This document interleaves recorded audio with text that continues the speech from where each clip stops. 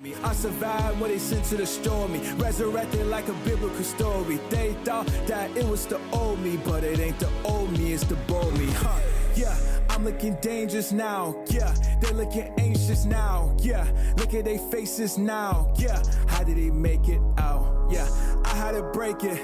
I'm talking that family curse. Everyone said I wouldn't make it, spoiler alert. Man, what are you so afraid of? Isn't that what life is made of? When you think about all you gave up, when you think about all the language and the bullshit that they sold you, when the teardrops hit your ceiling, when you see a human being, will you open your eyes, avoid the pain? Girl, what are you so afraid? And what are you so afraid?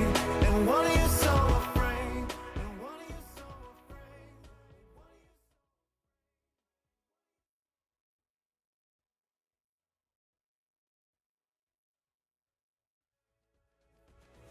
So what's holding you back? Fear. It's irrational. What are we actually afraid of? Especially Christians. We talk about eternal. This is James Hello everyone, this is James O'Keefe. Welcome to the next edition of On the Inside. We apologize for being 10 minutes late. We have a 30-minute video here, and I am joined with Steve Bannon to start this show. We have a lot of people waiting. Steve, are you there? I'm right here, James, and blown away by your latest revelation. All right, I'm just gonna, Steve, this is live, but we're streaming to all of our channels. We have like 1 million people listening as we do this Wednesday edition of On the Inside. This guy's inside the Pentagon. This is breaking news. The video hasn't actually published yet. It's about to publish in a moment, but I'm gonna play it live over the air for all of you. Just Steve, the first 30 seconds of the video, and I'm gonna play this and get an audience reaction. This is a guy who's the Associate Director, Total Force Requirements and Sourcing Policy inside the office of the Secretary of Defense, and I'm going to play it and then kind of caption it live because it's a little hard to hear, but here we go. An open border. Yeah. He says he wants to have an open border. These are his words. Why not just have an open border? Yeah. Tear down the wall, he Jason says. Back, Associate Director, Total Force Requirements and Sourcing Policy, says the country needs open borders. You know, just lots of that talk about like border security.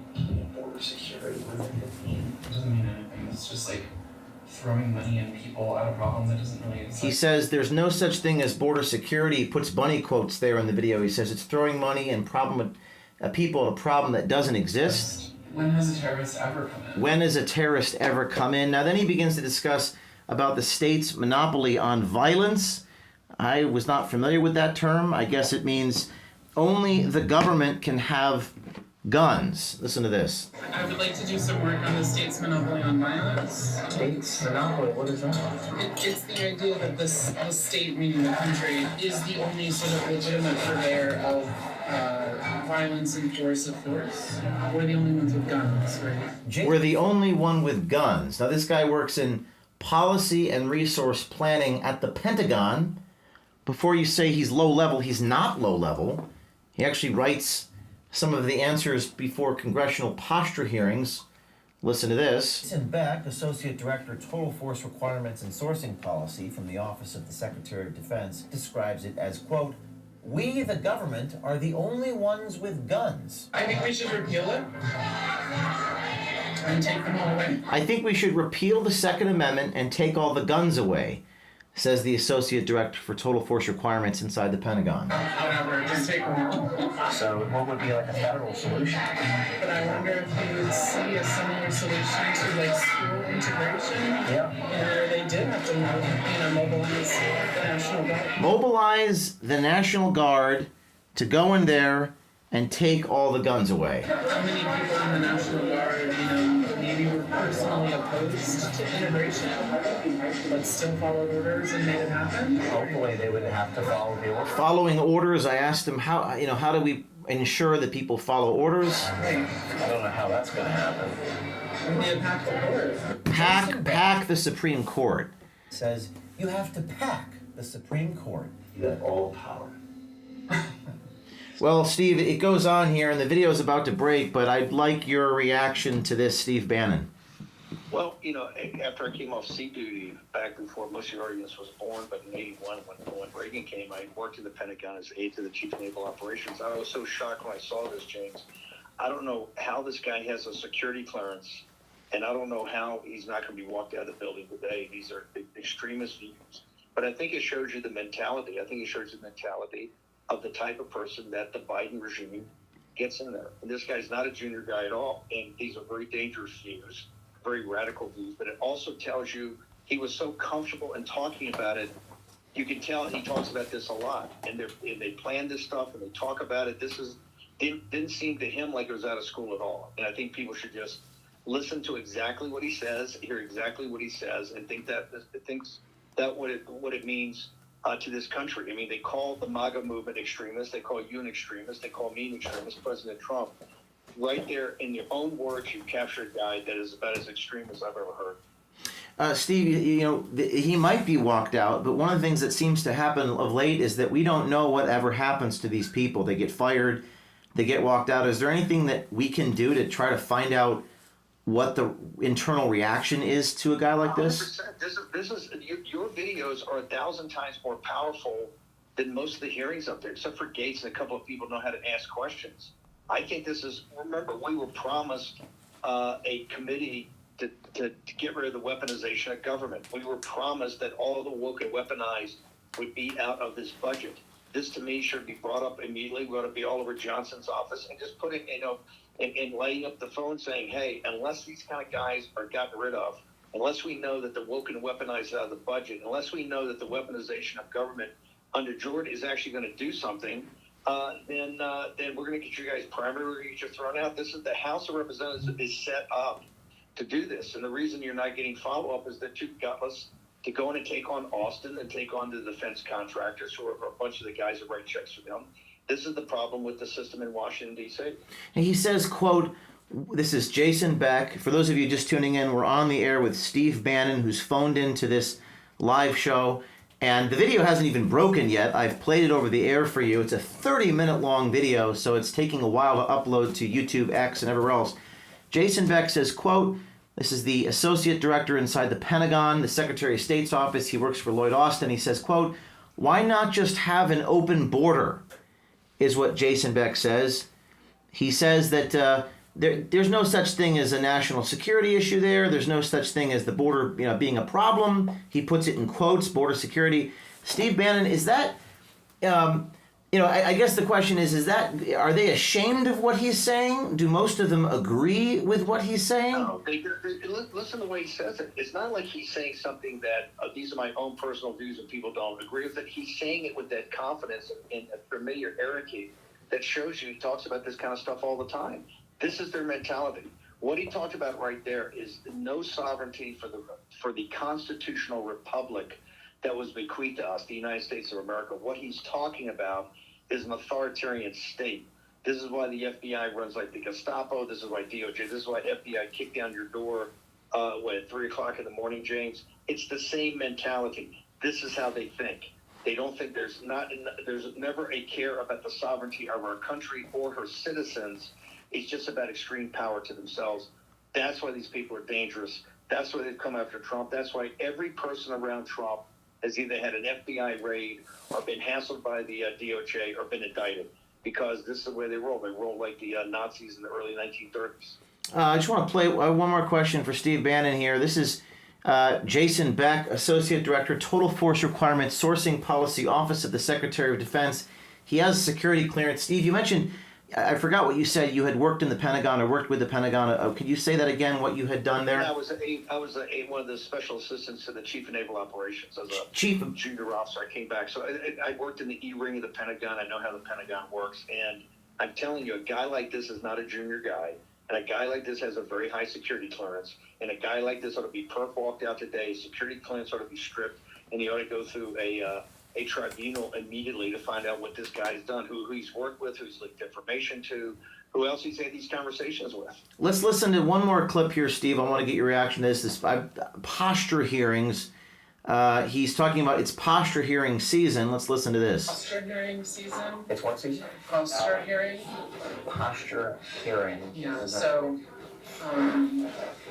every year around this time, the department's senior leadership basically they go over to the Hill for hearings on the department's. He's saying the senior leadership for the Pentagon, Department of Defense, goes over to Capitol Hill for hearings on the Department of Defense's posture. Posture. Yeah. I see. So it's Like posture. so it's a whole it's testimony, Oh, okay. it's questions, from. Do you have to go? No, but I help, Prepare. that sort of thing. So he actually, Steve Bannon, this guy actually says he helps prepare the talking points for the senior leadership that go before these posture hearings. Incidentally, Matt Gaetz was one of the guys cross-examining these senior leaders.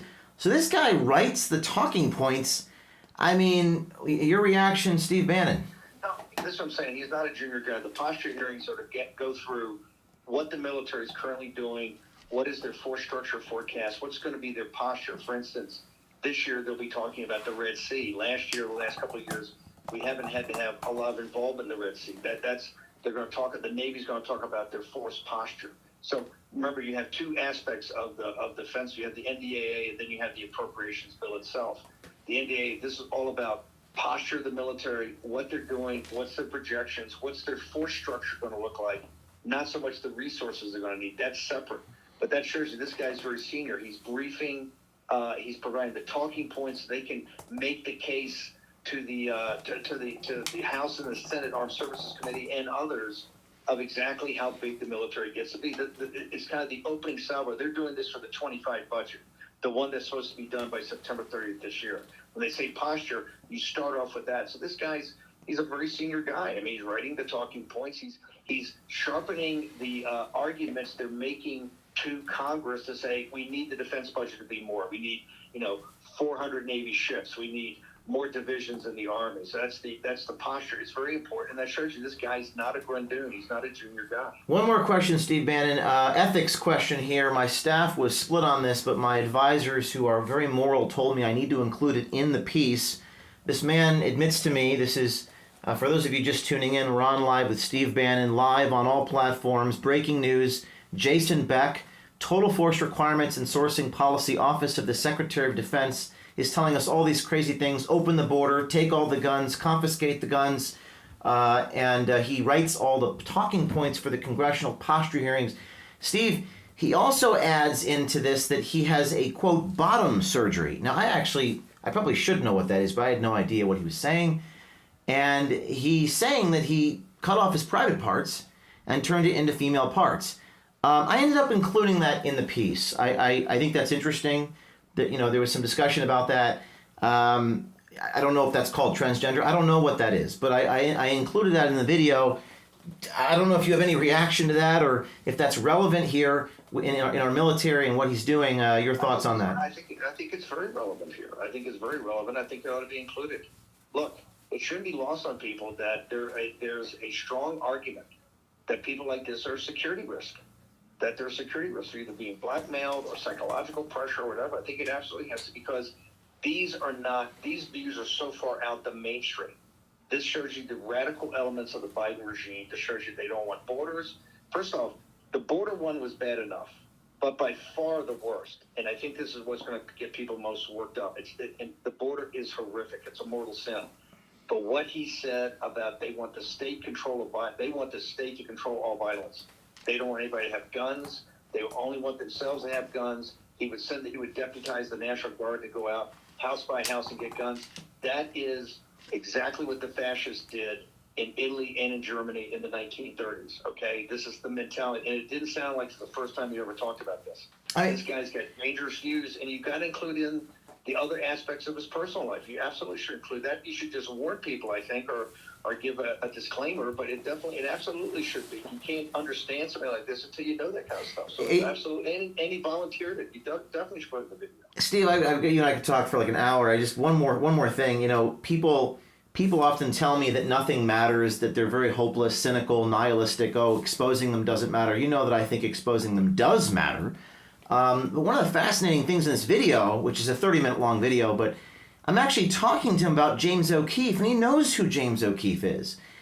He continues to talk to me about this James O'Keefe character. Now, I'm not even in a disguise. I'm wearing glasses. That's not really a disguise.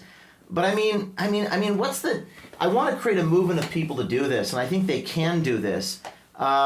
Your comment on this as a form of journalism, I knew you back when I met Andrew Breitbart like 12 years ago, and getting other people to do this and people rising up to do what I'm doing. Just your comment on that side of doing this type of journalism. Absolutely. Look, some people are going to fall away. They just can't take it. I understand the pressure, and every day is something else.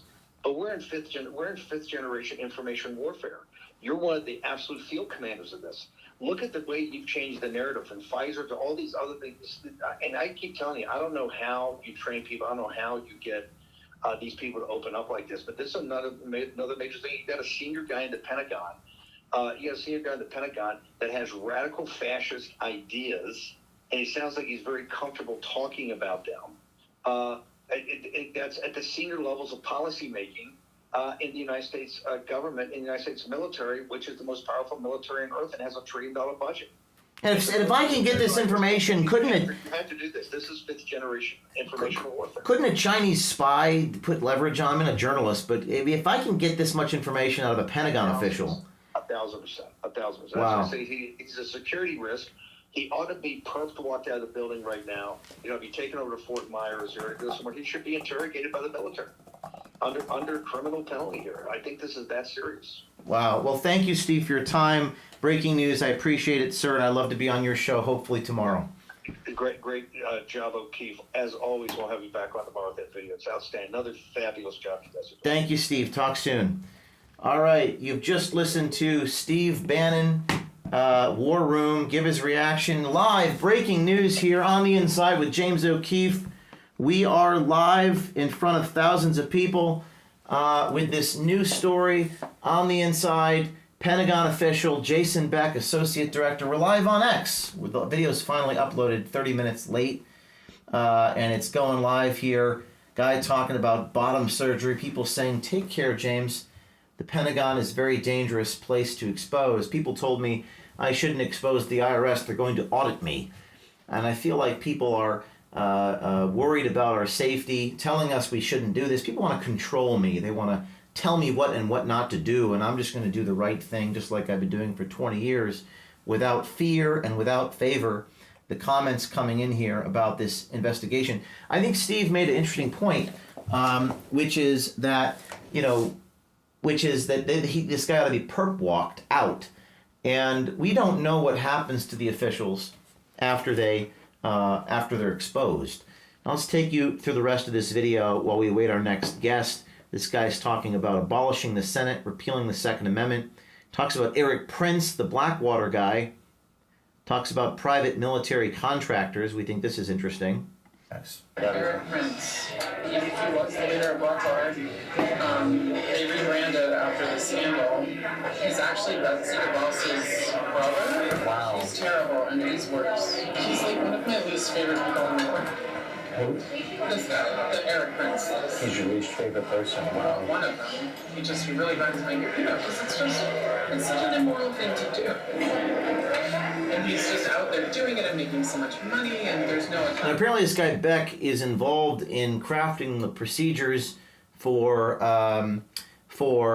I guess, the scope of policy regarding private military contracts that go out. He advocates that the government should do this, not private companies. This is a big philosophical disagreement here. So we're going to go ahead and play some of this. For any bad things that they've done, because he runs companies of mercenaries, and they go out and they do bad things, and he's very pro mercenary, right? Why wouldn't he be? That's what he does. So what are you doing to prevent this from happening again? I mean, I'm trying to get policies in place that make it more difficult to use them, and establish standards in compliance with international standards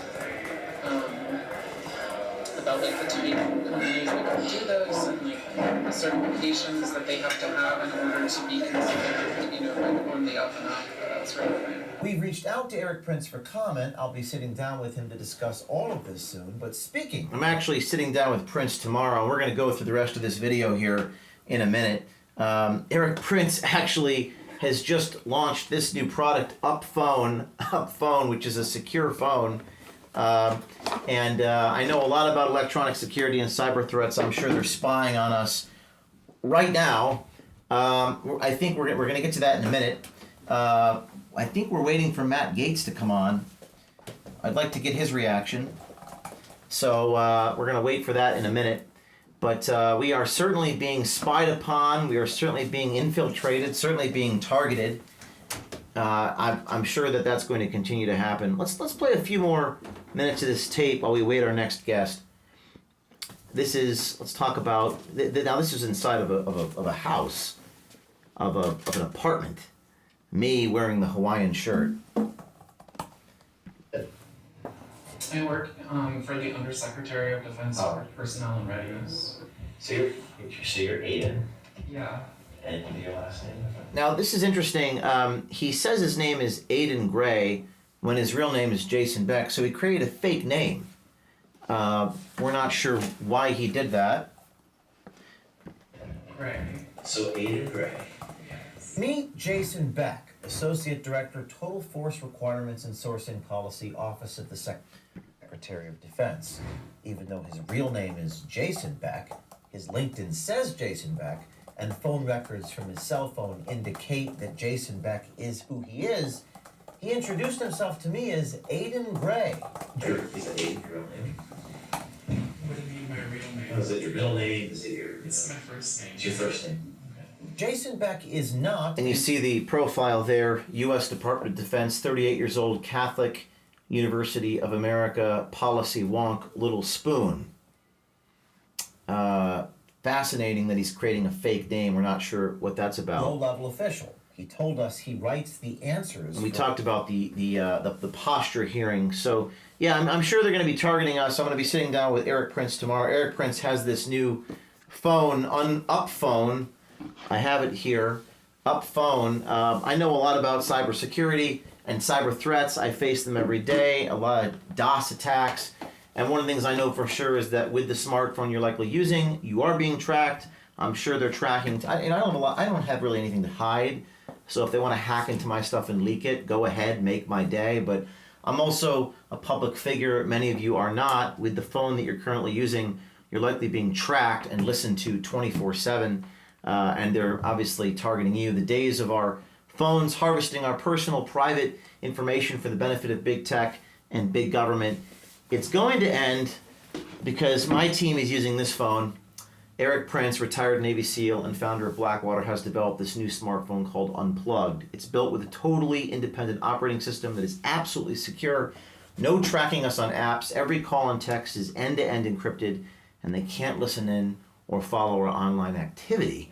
And if we're ever under threat, we can enter a code and the data is totally wiped. I'm sure they hate that. And I'm sure the people inside the Pentagon are really upset right now that I'm exposing. They shouldn't be upset. They should be thanking us. As Steve Bannon said, if they are perp walking them out, we'd love to know that. It's very difficult for us to find these things out and to know the reaction to the story. So you can have this phone, you can enter a code, and our data is totally wiped. I love it has the camera, just like the iPhone, speed, storage, and chipset that rival the iPhone and Android, but we have to protect our privacy. So I'm switching to my new unplugged phone. Get your own unplugged phone. That's going to unplug.com/OMG. It's in the video. It's kind of ironic that the guy talks about Eric Prince in this video. He says he's his least favorite person. Unplug.com/OMG. Take your privacy back with this phone. I just got mine actually yesterday. Unplug.com/OMG. I love the fact that you can send that code and everything just wipes away. In this video, listen to this. He's talking about how he writes the talking points for the posture hearings. High-level officials at congressional posture hearings. It's posture hearing season. It's what season? Posture hearing. Posture hearing. Yeah, so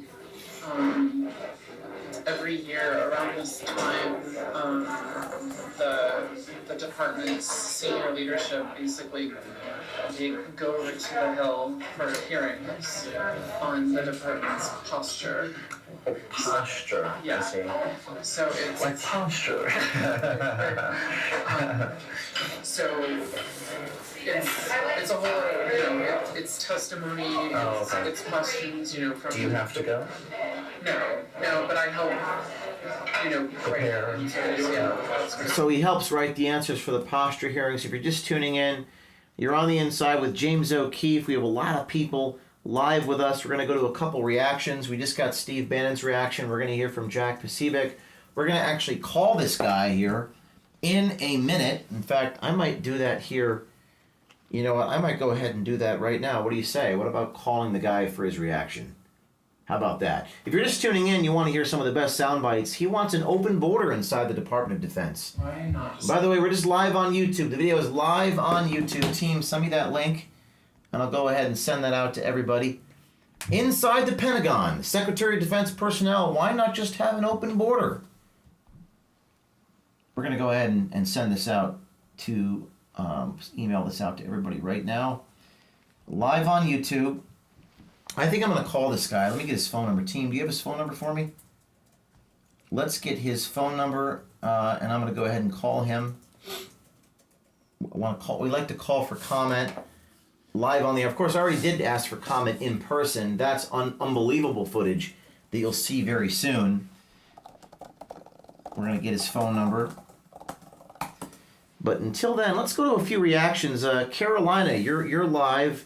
What's your reaction to Inside the Pentagon? Open borders. Go ahead, unmute yourself. Yes, so for those that are listening, please retweet the space. What's happening right now is that the Associate Director in the Office of Secretary of Defense is advocating for open borders. So to me, this suggests that tearing, down the wall at the border, with Jason Beck, with classified security clearance, who works for the Department of Defense, uses a fake name, Aiden Gray, in the meetings with James O'Keefe. It's an incredible story, and I'm always so excited to hear what you have going on. I've told you years ago that you're going to make journalism great again, so I'm actually just taking notes as we speak so that we can continue to educate the public and let them know what's going on behind. Carolina, I'm going to go ahead and call him right now. He's got a 919 phone number. And by the way, I know that his name is Jason Beck because I did the phone records triangulation thing and found out that's confirmed that that's his name. We're also going to call the acting Undersecretary of Defense for comment. So this is live. Anything could happen. I don't know. We're going to go ahead and do it. People saying post his phone number. I'd probably be banned off social media if I do that. As much as I'd like to do that, I will not do that. I did that with the last story. Let's call the guy. Well, we're calling them together. Here we go. This is Jason Beck. Your call has been forwarded to an automated voice message. We're going to go ahead and do the double call. We call twice. Ooh, leave him a voicemail. That works half the time. Your call has been forwarded Let's to... go ahead and do a triple call. One time CNN called me 70 times. 70, not exaggerating. Here we go. Your call has been All right, forwarded leave to him an automated voicemail. voice messaging system. He was probably already notified. Hold on. The mailbox is full and cannot accept any messages. We heard his voicemail. He cannot accept voice messages. I'm going to go ahead and text them. Hi, Jason. This is James O'Keefe.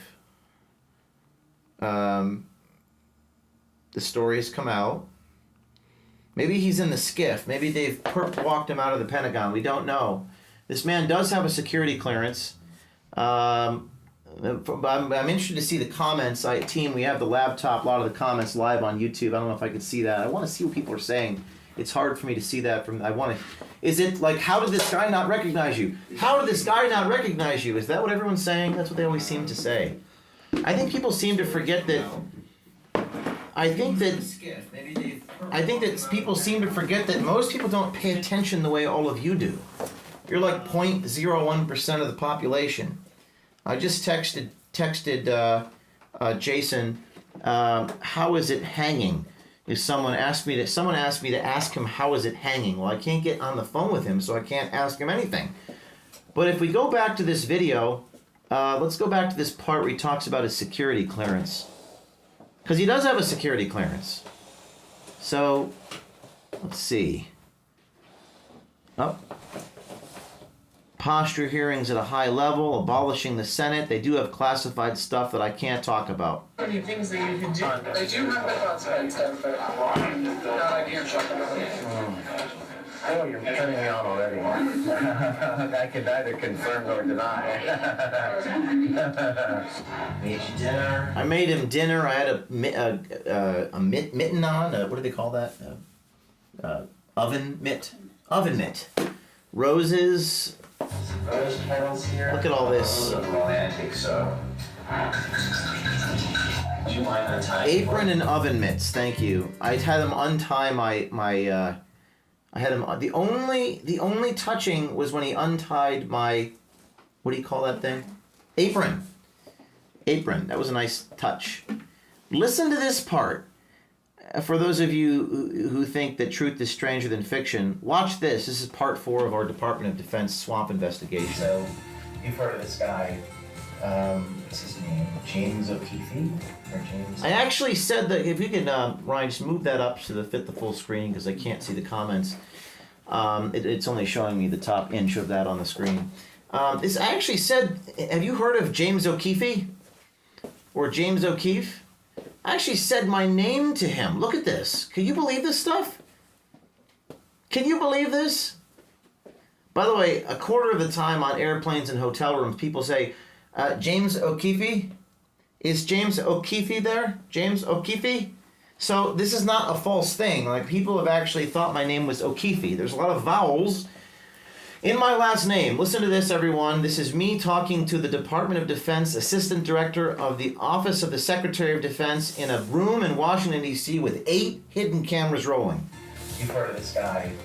What's his name? James O'Keefe? Or James O'Keefe? Yeah, I think so. He was the one he would go undercover and try to trick Democrats into saying stuff. The guy actually is talking to me, and he says James goes undercover and tries to trick Democrats into saying stuff. Someone says, James, he's so disappointed. He's more upset that he didn't get action. He's more upset that he didn't get in your pants than he is about the things that you exposed about him. That actually might be true. That actually might be true. It's just psychology. So this is really unbelievable. I don't think we've ever done anything quite like this, where the guy said that I'm the guy that goes get the undercover material, and he's talking to James O'Keefe, as I'm saying, has you ever heard of James O'Keefe? Then he describes what he thinks about me. Here we go. Saying stuff. He's a terrible person. He's a terrible person. Then he tells me that I'm a terrible person to my face, even though he doesn't know that he's talking to James O'Keefe. Okay. Can't make this stuff up. It's not fiction. It's cinema verite. Verite, Latin word for veritas. This is truth in action. I think the new motto for O'Keefe Media Group is shaming the devil. Can you shame the devil? That's the question of today. Can the devil be shamed? Many of you say that's impossible. Your work doesn't matter. Nothing ever happens to these people. I would say that this is the only thing that matters. It's either this or political coercion. One person asked, I don't know how you kept a straight face the whole time. Then you don't understand my job here. This is serious business. This is investigative reporting. Let's go to Sonia. Unmute yourself. What's your reaction? Hey, James, Sonia Labasco. I'm the Air Marshal whistleblower that blew the whistle on all the individuals being tracked like yourself on the Quad S program. So I just want to say you're right. You are being tracked, and you know that every time you fly, you've got air marshals on your plane, but you already know that. And my reaction is something is seriously wrong in our country, and God bless you, man. You've outdone yourself on this one. I think you're great. Yeah, are they tracking us? So Sonia, you're an air marshal. So you're saying there's air marshals on the planes watching me, witnessing me, spying on me? Correct, James. When you do the boarding pass, when you print out your boarding pass, it's got the quad S's, the 4 S's on your boarding pass. That means that you have 3 air marshals on the plane in a physical detail watching you. And Sonia, do you think those air marshals are happy with their lives? They got all this corruption in this country and they're tracking journalists on airplanes. Do you think they like that? They do not like it. It's a total disgrace. They do not like doing it, no. Yeah, I think that I have more faith in humanity. I feel like that there's going to be a point where people say enough is enough. I can't in good conscience live with myself being on airplanes with journalists. And Sonia's talking about the quad S's that were on my boarding pass in West Palm Beach, which basically means I'm a terrorist. But they took those S's off the boarding pass next time. Why did they do that? Just because they were exposed as having done it to begin with?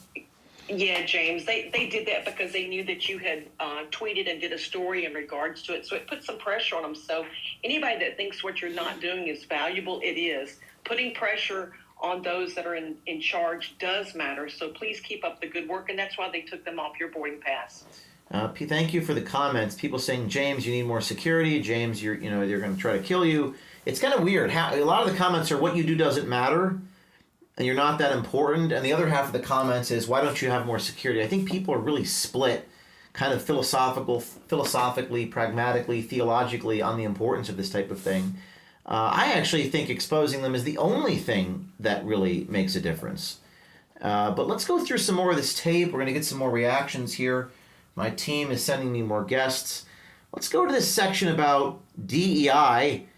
He actually works he works for Lloyd Austin. He talks about how where he works handles DEI, diversity, equity, inclusion, and Lloyd Austin's health. There were some questions about that. Inclusion matters. Since we're personnel and readiness, they've been taking aim at us a lot lately. They don't like diversity, equity, and inclusion initiatives, the DEI stuff that we're doing. Jason Beck says the health situation with his boss, the Secretary of Defense Lloyd Austin, was strange and concerning.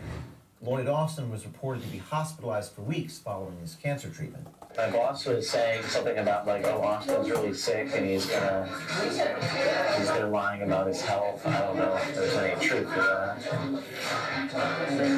I mean, the way they handled it was really strange. The way they handled Lloyd Austin's health situation was strange, says Jason Beck. Yeah. Nobody knew. He was in the hospital. Which is great. I mean, when I heard about that on the news, I was like, I think we want a reaction, everyone, from the Pentagon, Secretary of Defense. Let's call, this man's name is, I can't pronounce these names, Ashish S. Vazirani. He's the acting Secretary of Defense. Let's call him and ask for comment. We're going to call and ask for comment. People liked this last week when I called and asked for comment. People really loved that, so we're going to go ahead and do this. We're live. We're calling for comment, trying to get the reaction from the Department of Defense on this story. Here we go.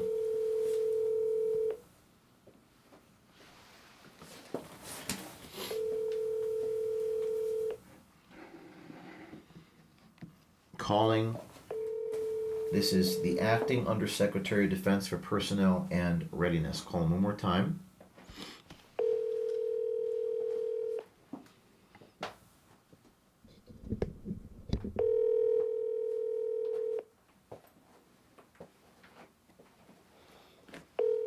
All right, he's not answering. We've already called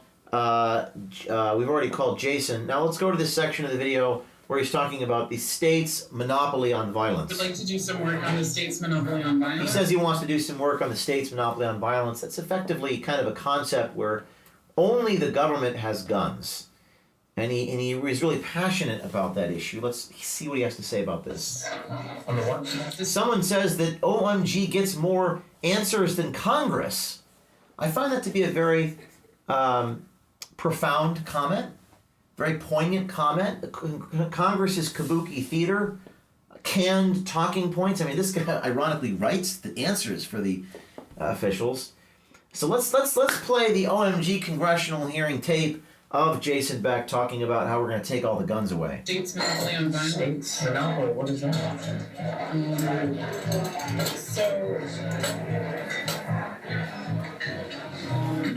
It's the idea that the state, meaning the country, is the only sort of legitimate purveyor of violence and force of The force. state is the only legitimate purveyor of enforcement of force. So if you cannot defend yourself with a weapon or a gun, only the state can defend you. We're the only ones with guns, right? The government, we, the Department of Defense, can be the only one with guns. That leads to my questions. Well, how do we do that? How do you enforce that, given the fact that local sheriffs are conservative and they won't let people go in there? The topic is like the state should be the only one that has access to these sorts of firearms, essentially. Jason Beck, Associate Director, Total Force Requirements and Sourcing Policy from the Office of the Secretary of Defense, says that, quote, "We, the government, should repeal the Second Amendment and take all the guns away," unquote. Man, they always shout Second Amendment, Second Amendment. Yeah, I think we should repeal it and take them all away. We should repeal the Second Amendment and take all the guns away, says the Assistant Director. Whatever, just take them all. Gosh, there's so many things that you can do. On guns, particularly, would just be repeal it. Yeah, I think so. Yeah. I mean, I don't think we have a need for it. Jason Beck says you just have We don't have a need for the Second Amendment. That monopoly on violence, I think, is really an interesting concept here. And if you notice in the bottom of the video, it says, sign up to become an American swiper. This is our program. We've got 2 dozen people doing this right now. And I think we have someone that can come on to talk about it here on the air, talk about this American Swiper program. People commenting that you're getting more out of this guy in 5 minutes than Congress can get him to say in 5 years. And that's because we have these meetings with these officials. We use hidden cameras. We record them. So I'm going to stand by for that citizen journalist to join. I'm here. Oh, there we go. Okay, so you've actually done this. With the Chinese biolab story, and we're on a recruit. We're trying to do a lot of things on this program. We're trying to recruit more people to do this. Speak a little bit about, first of all, why you think it's important, and second of all, the actual process of going to do it. Because I think we have 100 people sign up last week, but maybe only a couple people follow through. So just speak about that for a minute, if you could. Yeah, I think that this program is so important, the American Swiper program, because it really gets people activated on a local level, keeping tabs on their officials, what's going on in their city, in their state, getting those inside perspectives that you would not hear otherwise, right? If you stick an interview or a microphone in someone's face and ask them a question, they are not going to open up the way that this man opened up to you in that date, right? And so it's important to go undercover. It's important to investigate these things. And it's a really exciting and invigorating process. Just from my own experience doing the biolab story, it was just really interesting to be able to go undercover and get that information in a way that I had never done in journalism prior. So it was a great experience. And talk about the process of actually doing it, because a lot of people tell us that they want to do it, but what are the things that they need to do, and what are the qualities and characteristics that they need to have to do it? Yeah, I mean, we target dating apps. And why do we do that? It's because you get an entire person's life story in 20 seconds on their profile, right? So you can it gives you the ability to target high profile people in a really quick and efficient way. And once you get you find your subject, that's when you start the conversation. You start getting intel on who they are, what they do. Make sure to always verify, because some people aren't really who they say they are on the internet. And then, you just sit down and you meet with them and just gather information that is pertinent and important for the people of America to know about. And that's O'KeefeMediaGroup.com/swiper. We've had 100 people sign up. What are some of the things that they're going to do once they sign up? What are some of the qualities that you're looking for in applicants? We are looking for go-getters, people that are willing to put themselves in there, really, follow through, right? So a lot of people, they say, oh, we want to help, we want to get involved. And then when it comes down to it, 90% of the people fall off and we never hear from them again, right? So we really want people who are persistent, that are willing to, face whatever may come, right? It's like that concept of if 1,000 things could go wrong, something will go wrong. So whether that's your gear messing up or the location or time not being the right place, it's like we need people to be thorough, to be engaged, and be willing to overcome obstacles as they come up. Well, I think that's right. I mean, I think that the biggest thing I've seen in being a leader of this is that everything goes wrong and you have to overcome obstacles, and that'll weed out about 99% of people. So if you're listening to this, you are live on the Inside with James O'Keefe every Wednesday, 4 to 6 p.m. It's almost 5 o'clock on the East Coast. We're taking you through this insane video. People always ask me, what's your favorite one? I think usually my favorite one is the last one that I've done, because I learn every time we do one of these things. And in this video, it's, first of all, it's me undercover. He does not recognize me. In fact, I bring up James O'Keefe to him, and he tells me that James O'Keefe is a horrible person. He does not know he's talking to James O'Keefe, even though I'm not wearing a disguise at all. I didn't even dye my hair. And you're listening to an undercover journalist who's on the phone, who's done this, and she's telling you that the most important quality in an undercover journalist is, how would you characterize it? Would you call it resilience, moving mountains, not letting obstacles get in your way? How would you characterize that? I think resiliency is a great word. Just because whatever life throws at you, you're able to push through and get to the finish line. And that's really what it's about in getting these stories, is to just be resilient, push through, and the end results are groundbreaking, like we're seeing today. Okay, well, thank you for your comments. If you're interested, O'KeefeMediaGroup.com/Swiper. We do pay for this. If you get the story, you'll make $5,000 if we publish the video. So if most people don't really care about the money. I don't get paid for this story, but you can get paid for this story. If you want to be an undercover journalist, we'll pay you.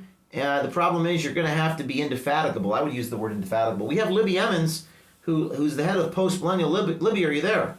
Yeah, I'm here, James. This is a wild story. I know. What is your reaction to the story, and what do you think what's the most revealing part of this 20-minute video? To me, it's interesting. I have a similar perspective to what Steve Bannon was talking about earlier when he said that the shocking part is how comfortable they are with these ideas. The shocking part is how thoroughly happy they are to express that the view of their view, the view likely of their superiors, the view of the Biden administration is to jam open the borders and take the guns of all Americans away.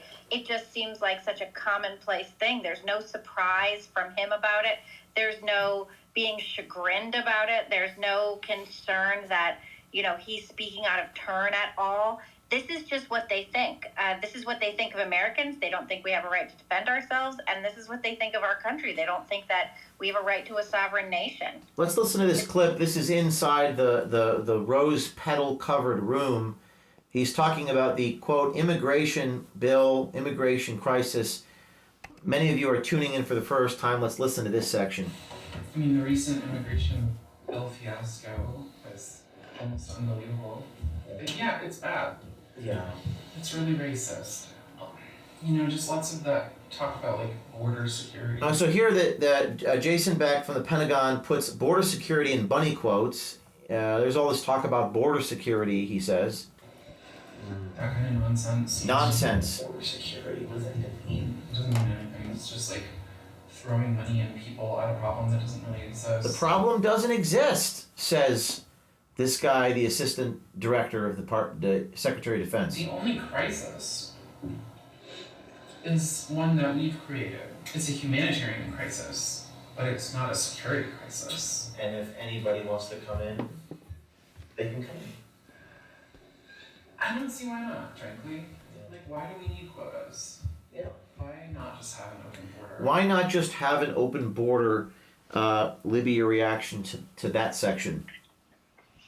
Yeah, there's no surprise, right? I mean, they think this is a great idea. They think it's a great idea to allow the entire world in so that we completely dissolve the borders of the United States and have nothing left of our country except for these bureaucrats who oddly are cutting their genitals off and running the government. It doesn't make any sense to me why we keep electing these people, except that, you know, of course, they come in and they control all of the media so that it appears that we have no other choice, and it appears that these are the only people capable of leading, and then discredit anybody who attempts to like do something different or even point out that they are running the country into the ground. That's what they do to you.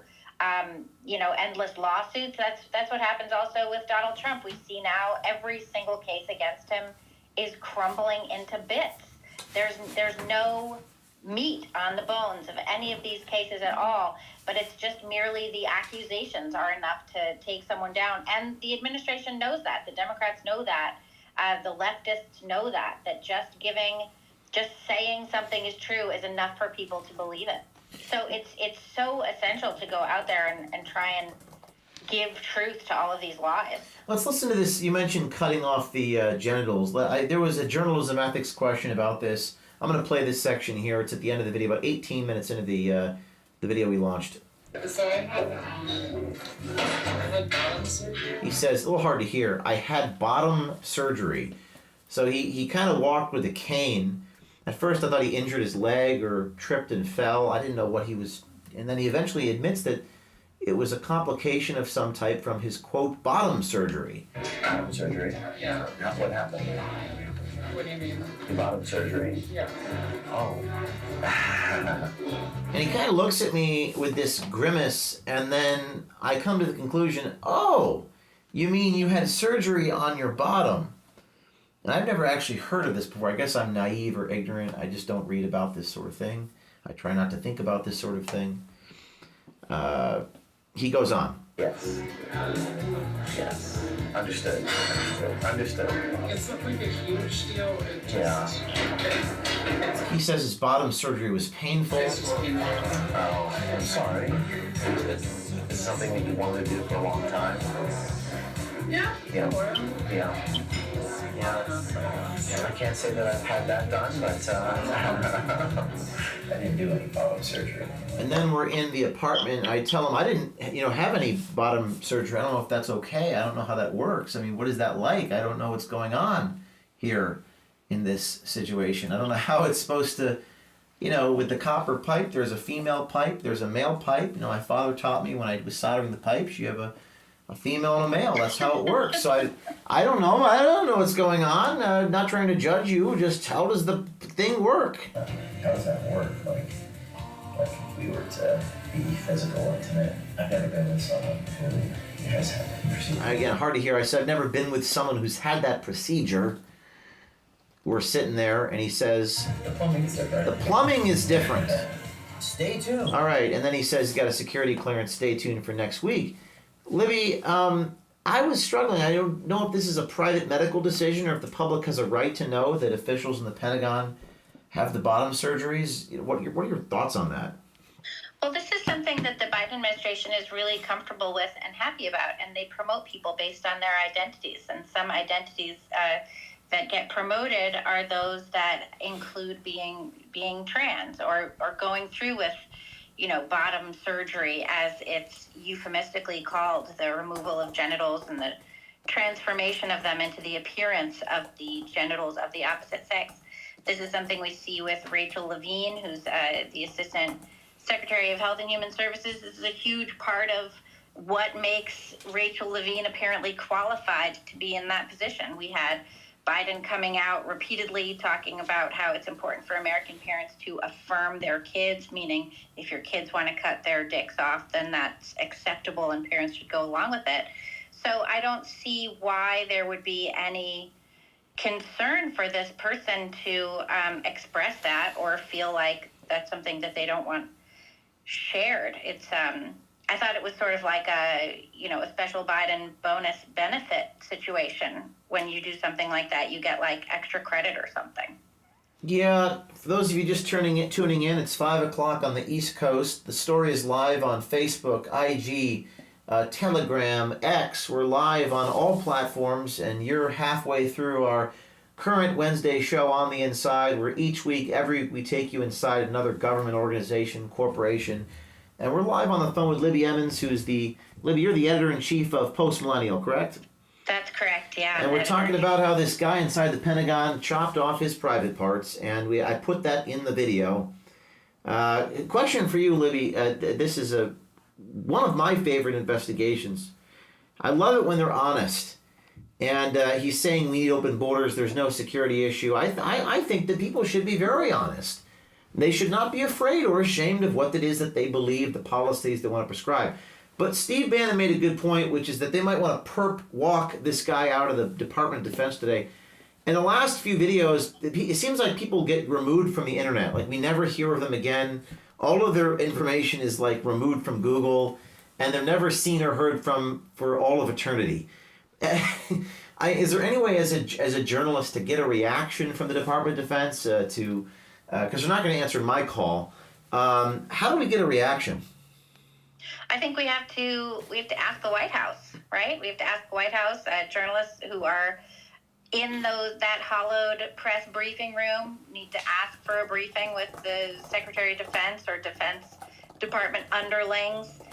You could probably try and get Jake Sullivan in there. All you can do is really ask, and they're so good at obfuscating that it's very unlikely that you would get any real answer to these questions at all. It's like the Biden administration is like a brick wall. They're not at all transparent. I miss the good old days. You remember Trump would sometimes go into the briefing room and actually take questions from hostile journalists. We have an administration now that never does that. We see even when Joe Biden does take questions, he's got a little list of who he's allowed to answer questions from, and probably those reporters know what they're allowed to ask. They've probably had, been pre-vetted.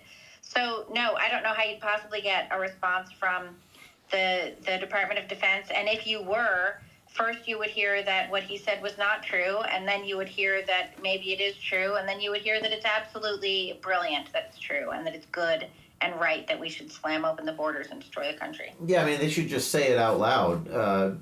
Or they just raid me. I think they're kind of afraid of that, though, because if they raid me, they tend to legitimize the reporting. That's right. We're going to put in the nest, we're going to put in the spaces as well as the comments, how to reach out for comment. People say, what can I do? What can I do? What can I do? Well, usually there's three things you can do, ladies and gentlemen. You could go undercover and expose them. You could donate to the people who do that, o'keefemediagroup.com/donate, or you could do absolutely nothing. But the first option, journalistically, is you can call them for comment. Feel free to call the Secretary of Defense, the Pentagon. Call them. You can do that. You can send them this video. You can quote the video in emails. That would be a good use of your time. You could say, I'm a journalist. My name is whatever, James Smith, Michael Jones, and I want your comment. I'm doing a story about this. I'm an independent journalist. That's what we need is a reaction from the U.S. Department of Defense. Remember a 2-week story ago when the IRS official was running away from me? It's very rare that we have these officials run away from us. Usually they're running towards us and attacking us. And as I do these shows, I see information coming live on the air, insiders coming to me. Libby, anything else you want to say about the story? That's pretty much all I've got, although congratulations on doing a great job of getting this guy to admit what's really going on there. Well, and if they can do it with me, if they can say it to me, they'll say it to you. They'll say it to anybody. People say, I don't know how you do this because they recognize you. Or people say, well, I'm recognizable in my local municipality, or everyone knows who I am in Phoenix. Well, guess what? Nobody in Washington, D.C. apparently recognizes me. So I think you're going to be just fine. Thank you, Libby, for your time. Thanks so much, James. Let's go to Aaron. Aaron, you're on mute. Go ahead. Your reaction. Yeah, James. Hey, outstanding story. Great job on this. And I appreciated a lot of the analysis that I've heard so far, but there's something that's actually kind of been biting at me. Given this person, Jason Beck's position, Okay, right? I think most Americans would say, okay, what branch or what part of the government is the border under purview of? And they'll tell you Department of Homeland Security. But when you dig deeper in this, Lloyd Austin actually has the power to approve a number of service members and people at the border. So I have questions. It seems like all of the attacks have been in Mayorkas, and rightfully so. I've been banging on about the border for some time. But listening to this type of, as was mentioned earlier, how easy it was for him to talk about these things. Obviously, it wasn't the first time that they've been speaking about this. This seems to be a general office theme of how casual he's speaking about these topics and how partisan and political you're not supposed to be in DOD or in any kind of government position, but we know it's true. But I think that this story is actually going to open up bigger questions in that, is this a directive from Joe Biden and Mayorkas that the border is such a mess? Or is this Lloyd Austin and the DOD that's actually creating this mess with the borders? Because ultimately they have the authority even over top of the Department of Homeland Security, James. And this person being in Lloyd Austin's office, I think opens this up to a bigger investigation. And again, bravo and congrats on this. That's a really good take. Lloyd Austin, do I have this correct that you're saying that this guy is sort of the personification? He's saying the thing that the Austin people, he's saying their policy out loud. He's not an anomaly. You're saying he is the spokesperson for them.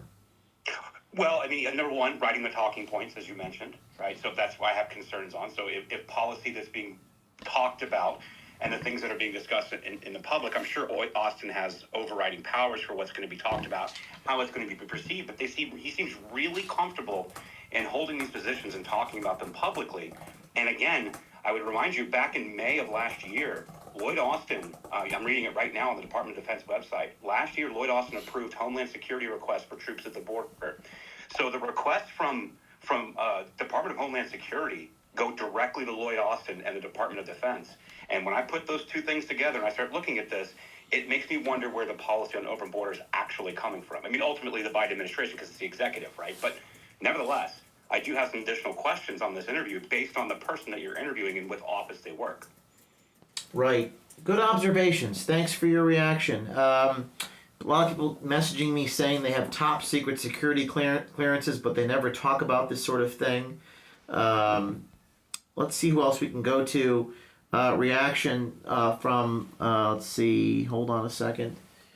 I'm just getting feedback live. Megan McNulty, you're live on the inside with James O'Keefe. Are you there? Hi, James. How are you? Hey there. You were with me last week when we did the story of the San Diego secret compound Ramada facility. Have you had a chance to see any part of this video yet? Yes, I've been following you. It's pretty incredible. I wanted to come on and ask you. As you know, I represent business owners, and they always are asking what we do about this information warfare that's going on and where they get information. And they find you extremely curious because they're curious about you, I should say, because, freedom of speech and freedom of the press is a bedrock of this country. And I'm just, with your experience on the border and now this undercover situation you just went into, what's inspired you to go undercover and become a citizen journalist? Well, I tweeted out, or I posted today, a lot of the people ask me, why do you still do this? Like, what's motivating you? I find that to be an interesting question because no one really asks that question of all of our politicians. Wouldn't that be a great question to ask congressmen? Like, why are you doing this? What's motivating you to run for office? No one ever asked that question.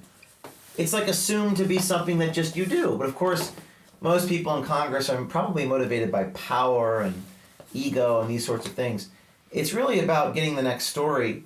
As a citizen journalist, it's about truth. And, I've seen a lot of nothing matters, we're all doomed, your videos don't matter, exposing them doesn't matter, nothing ever happens to these people. Stop releasing. I think a lot of people don't want me to release any more videos because they think nothing matters. And I go back to the reason why I started. And you think, well, what's that? The reason I started was to find the truth, put one foot in front of the other, do what you can with what you have. That means to say there's no point in trying to amass all this money and capital and manpower, if all I have is myself and my iPhone, I will go get a story. If all I have is $200 and a volunteer, I will go get a story. And that's what keeps me going. The second thing that keeps me going is all the insiders that are reaching out to me, and I can't even tell you who that is. Most of them, Megan, border related. You have whistleblowers inside these child facilities that are reaching out to me. And that is very exciting. That is really gratifying. The world doesn't always see that, but that's a really big responsibility. And all the people say it doesn't matter. I mean, screw you, because you're the problem in this country. The enemy is no longer the enemy. The enemy is the hopelessness and the cynicism and the nihilism and the pessimism of people on the right. You're the problem. I'm not saying you, Megan, are the problem. I'm just speaking into a microphone in front of a million people here. The problem is the people that say the truth doesn't matter. That is now my enemy. Are you hearing me, people? You're my enemy. Because you're the thing that's stopping good people from doing anything, because you're dissuading them from doing anything. And I know the truth is that it does matter. If for no other reason it matters, because there are whistleblowers inside the United States government, whether they're aggrieved employees, whether they're Keaton whistleblowers, whether they're sources that want to strap a camera on and record what's happening, that want to self-actualize and do the thing and follow their conscience, and you're saying it doesn't matter. Screw you. And I'm going to do it whether you like it or not. Because it does make a difference. I would submit to you that it's the only thing that actually makes a difference. Running for Congress, yes, we need good people in Congress. But Congress is in a state of absolute sclerosis where solutions are completely beyond the legislative process. So the only solution is a moral consensus of informed consent. That means we inform people and we wake them up one at a time.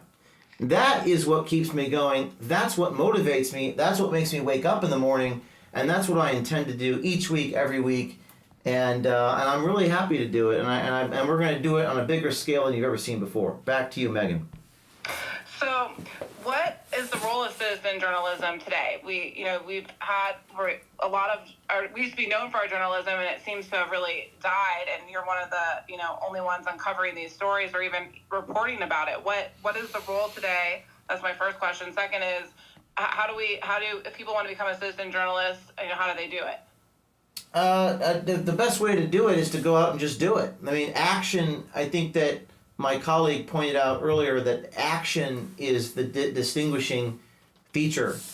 You can talk about it, you can study it. We have a master class on our website for sale.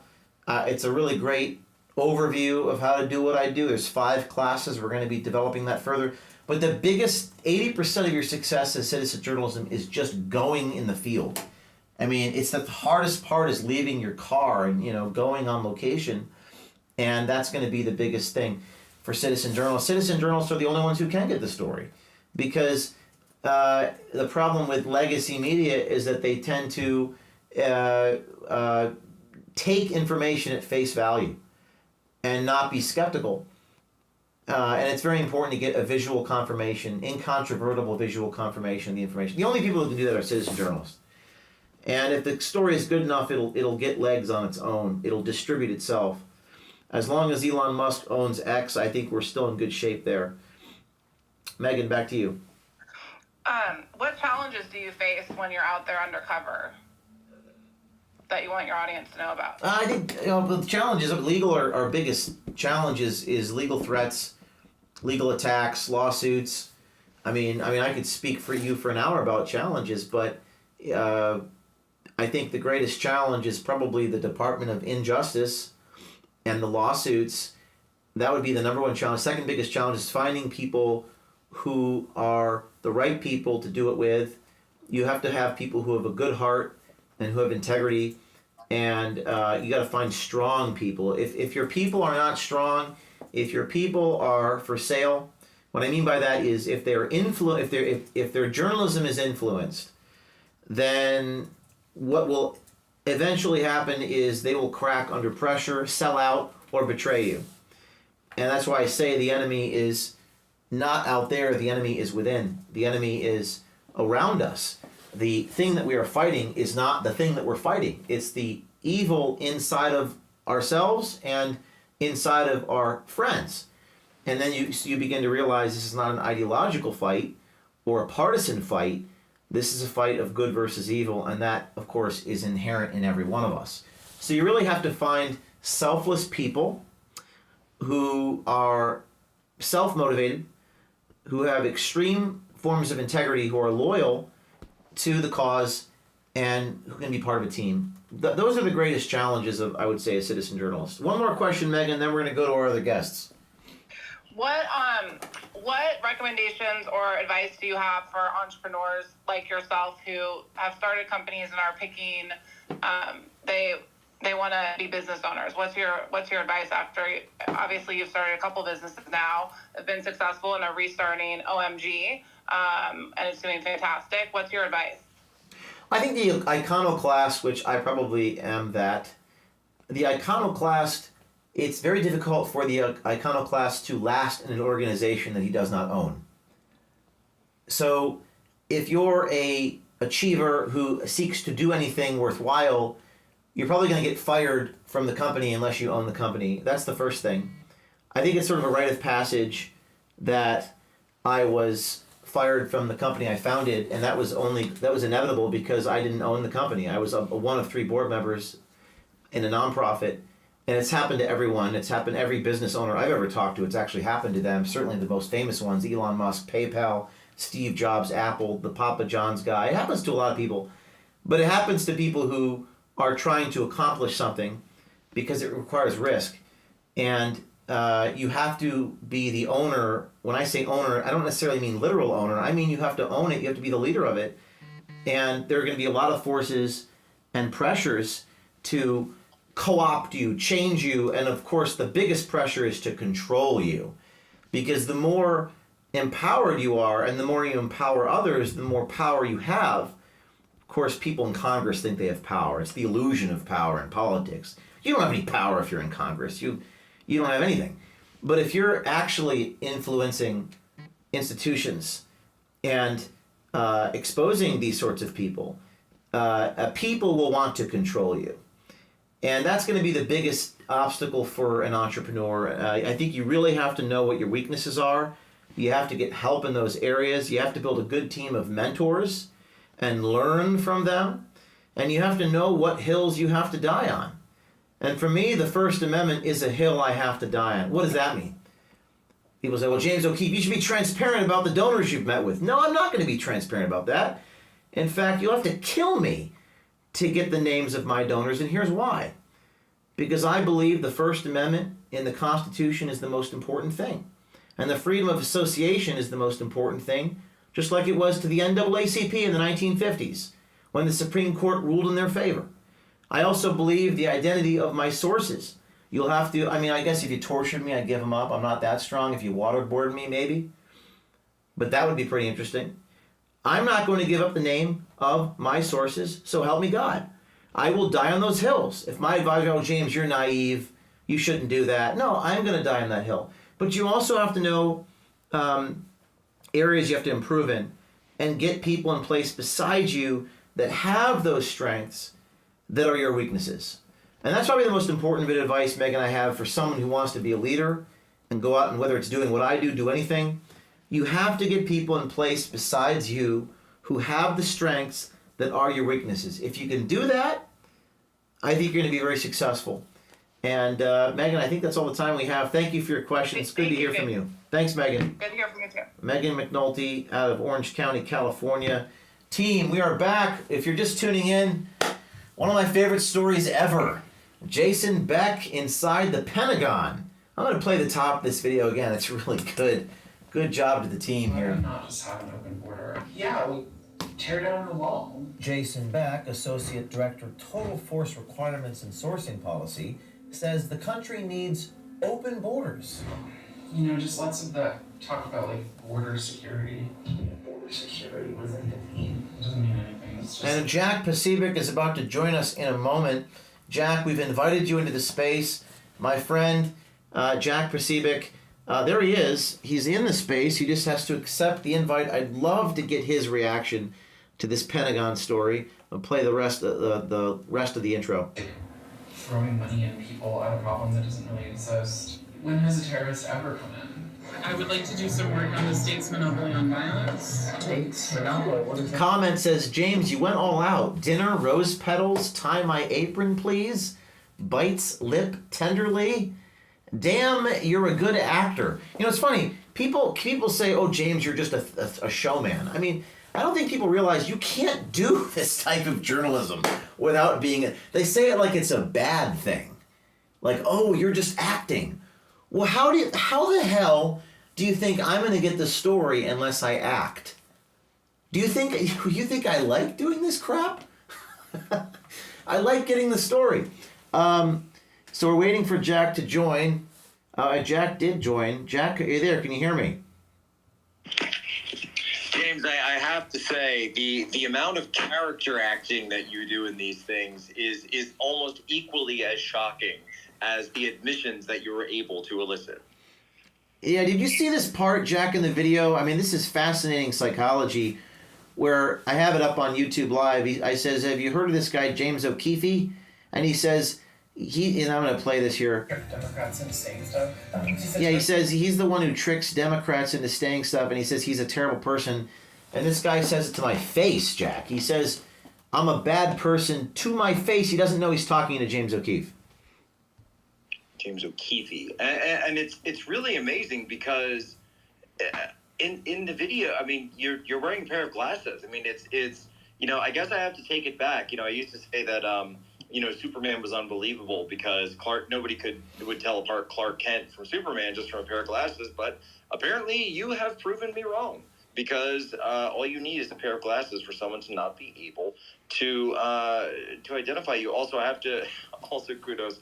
American Swiper is just probably one of the best brand names that I've heard of in a long time. American Swiper. You can sign up if you want to do this. O'KeefeMediaGroup.com/Swiper. Jack, you're in the military. You have sources in Washington, D.C. You're very well versed on all these areas of discussion. The Secretary of Defense. The headline here, the Assistant Director for the Office Secretary of Defense saying, quote, why not just have an open border, let them all in, ban the Second Amendment, take the guns, use the National Guard, et cetera, et cetera.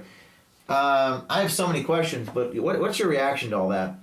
Look, James, just like when you had that White House official a couple of weeks ago, what we're seeing here and what you're revealing is the true face of the regime that we live under in America today, the true nature of American government. Because we'll see Joe Biden giving the State of the Union, we'll see the congressmen, congresswomen up there, but they aren't the ones who are truly in power, who are truly making decisions on a day-to-day basis. In actuality, the people who are running our government are very much like this Jason Beck fellow.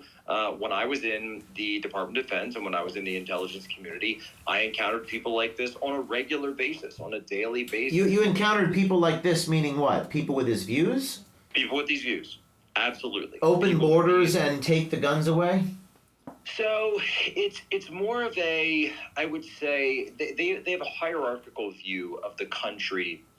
And I don't mean necessarily in terms of, sort of merit in any way. It's just basically they believe that they in Washington, D.C., the imperial capital, because they've been able to work the system to such a way that they've become the associate director of the OSD or, one of these positions anywhere in the government, that they are the ones who have true power and that they should, in fact, be the only ones who have power. And so when they're saying they want an open border, what they're talking about is they want a border that they can control in any way. No one else should have a say on this. They are clearly talking about we should be the only ones who have guns because, again, they are the only ones who believe that they should have power. These are the types of people that are in the staff positions in every single agency in the entire United States government. I don't just mean the IC. But unfortunately, it is the IC, it is the Pentagon. And because you have people like this is why, for just on military perspective, when so many people ask, when's the last time the American military really came back with a win for America? You can point to ISIS, and of course that was, I believe rightfully so, due to the policies of President Trump from just letting the military go and do their job. But in all of these other ventures, whether it be Afghanistan, whether it be Syria, where we still have people for some strange reason, we can't seem to point to any verifiable victories, and in fact, they turn into fiascos and failures. And the question is, how could that possibly be when we have one of the most powerful militaries on the face of the planet? And it's because it's being led by people like this. Jack, have you ever heard of this thing called states' monopoly on violence?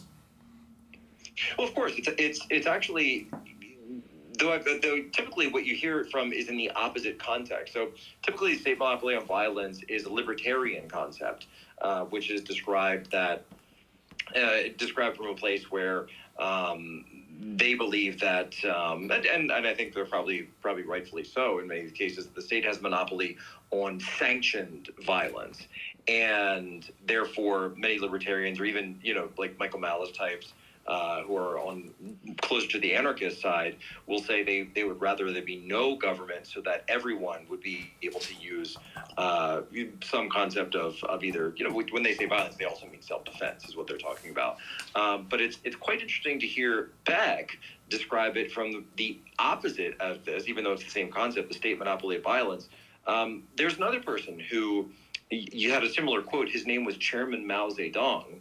And after being defeated initially by the nationalists before the victorious communist revolution, he once remarked that even though he had tried to peacefully rise up, that political power grows from the barrel of a gun. Well, let's listen to this real quick again, this state monopoly on violence bit. Jack Pasibek telling us that usually the libertarians use this. He's using it, and I guess a far left, the circle maybe intersects at the extremes. Let's listen to this. I'd like to do some work on the state's monopoly on violence. On the what? The state's monopoly on violence. State's monopoly, what is that?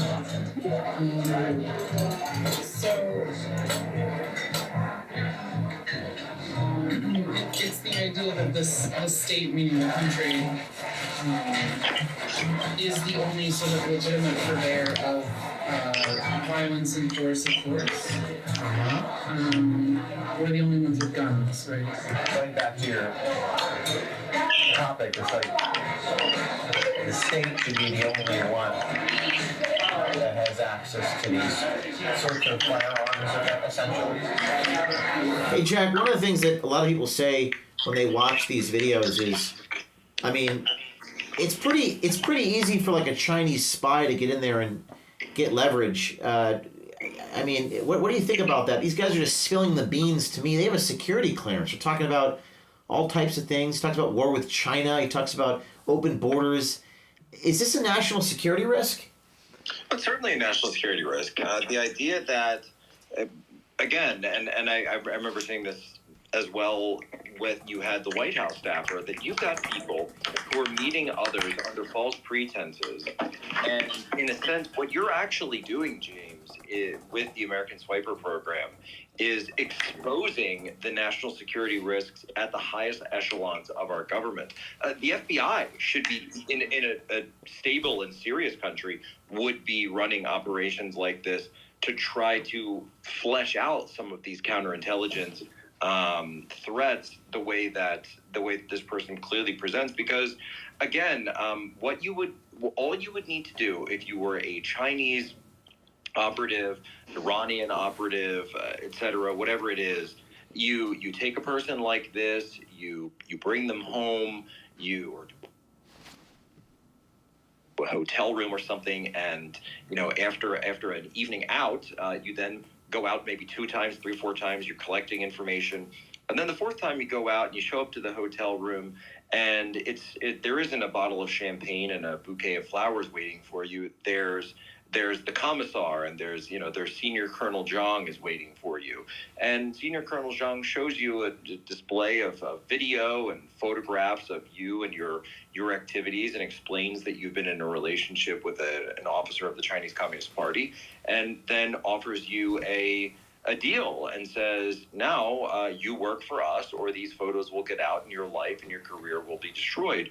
And in return, you're going to collect information for us. You're going to give us files. You're going to tell us what's going on. And, if it's China, it'd be the Taiwan Strait. If it's Russia, it'd be Ukraine. If it was Iran, it would be... We just saw this, by the way, with the Russians using an online dating app for the 63-year-old colonel at U.S. Stratcom, as a retired lieutenant colonel, which is where our nuclear weapons are kept, and was passing information over a dating app. So in some cases, they don't even have the dates. They just do it right over the app. It's so ridiculous. So, James, these are absolutely national security threats that you have uncovered, and very dangerous situations, because it just shows they're not taking any of this seriously. Are they going to be more careful, Jack, now that this is on YouTube, or is it free for the taking for other American swipers? I don't think so. I don't think they'll be more careful. I think they will laugh about it, because, again, you're seeing the hubris, right? You're seeing the absolute hubris from people like this, who think they're all powerful, they are all knowing. So how could they possibly be caught or ensnared by the James O'Keefes of the world? There's no way. Unfortunately, I don't believe that they will become more careful. If anything, they'll just laugh at this guy and go right on to business as usual. And his comment about bottom surgery, have you heard that term? I have. Typically, that is a term that's used in the transgender community for having surgery done to change your gender, basically, particularly on the sexual organs. So if this was a man, it would be going to have a sort of facsimile of female sexual organs, and vice versa. This is something that Chai Rychik, Libs of TikTok, has covered quite extensively. Libby Emmons, my colleague over at Post Millennial, has done an incredible workups on. And so, yes, this is a term that. So is this a girl, guy? Everyone's asking me that question in the comments. What is this person here? What is the proper way? I mean, I guess I have so many. How did this person get a security clearance? Is another question people are asking.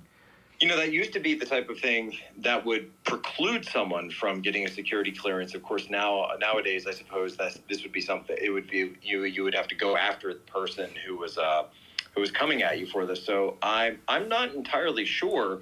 Although I guess I would say if they're identifying as male to you, perhaps it could be a female to male situation, but at the same time, it's very very ambiguous these days. All right, Jack. Thanks for your comments. I appreciate you joining us. Thank you. Stay safe out there, man. Thank you. Hey, James. Hey, Laura Loomer, you're on live in front of everybody. Laura, I've known Laura for many years. She used to work with me in 2015 at Project Veritas. She herself went undercover, met with Al Sharpton's, I guess, daughter was it at the time? Front page New York Post. Yeah, it was Eric Garner's daughter. Erica Garner's daughter, excuse me. And that was a front page New York Post headline because she said Al's all about the money. Laura, you've done a lot of work with me years ago. Yeah, just for the record, let everybody know that those photos of me with Hillary Clinton don't mean that I'm a Hillary supporter. Those are used against me like every day by haters. And yeah, just to clarify what you're saying, there's photos of you with Hillary Clinton, and like 10% of your audience thinks that you support Hillary Clinton. Yeah, but you can confirm that I did go undercover in her campaign for you. Yes, I can confirm before my audience that Laura actually was an undercover journalist inside Hillary's campaign. So any photos of her with Hillary Clinton, she doesn't like Hillary Clinton. That's like saying, "Oh, James, you're a pimp. You hoard out girls." No. I was playing a pimp on TV in order to expose the illegality of Acorn. Or, "Oh, James, you're gay." No, I'm 100% confident in my masculinity. I will do whatever it takes to get a story. I did no touching. The only touching was him untying my apron, which we thought was a nice touch. We like that. Would you please untie my apron? And then he proceeded to tell me about the Secretary of Defense. All it takes is an apron, ladies and gentlemen. So, Laura, you're not a Hillary Clinton fan. By the way, the people who think that, I mean, come on, guys. You know, be reasonable. Try not to have all these conspiracy theories. Laura, your reaction to this whole thing with the guy inside the Pentagon talking about open borders? This is just so crazy, and it's also, it's a referendum on Joe Biden's woke military complex, and the fact that Secretary Lloyd Austin should not just resign because he failed to disclose the fact that he was getting surgery for his prostate cancer, putting our country in danger, at a time of heightened escalations with Iran.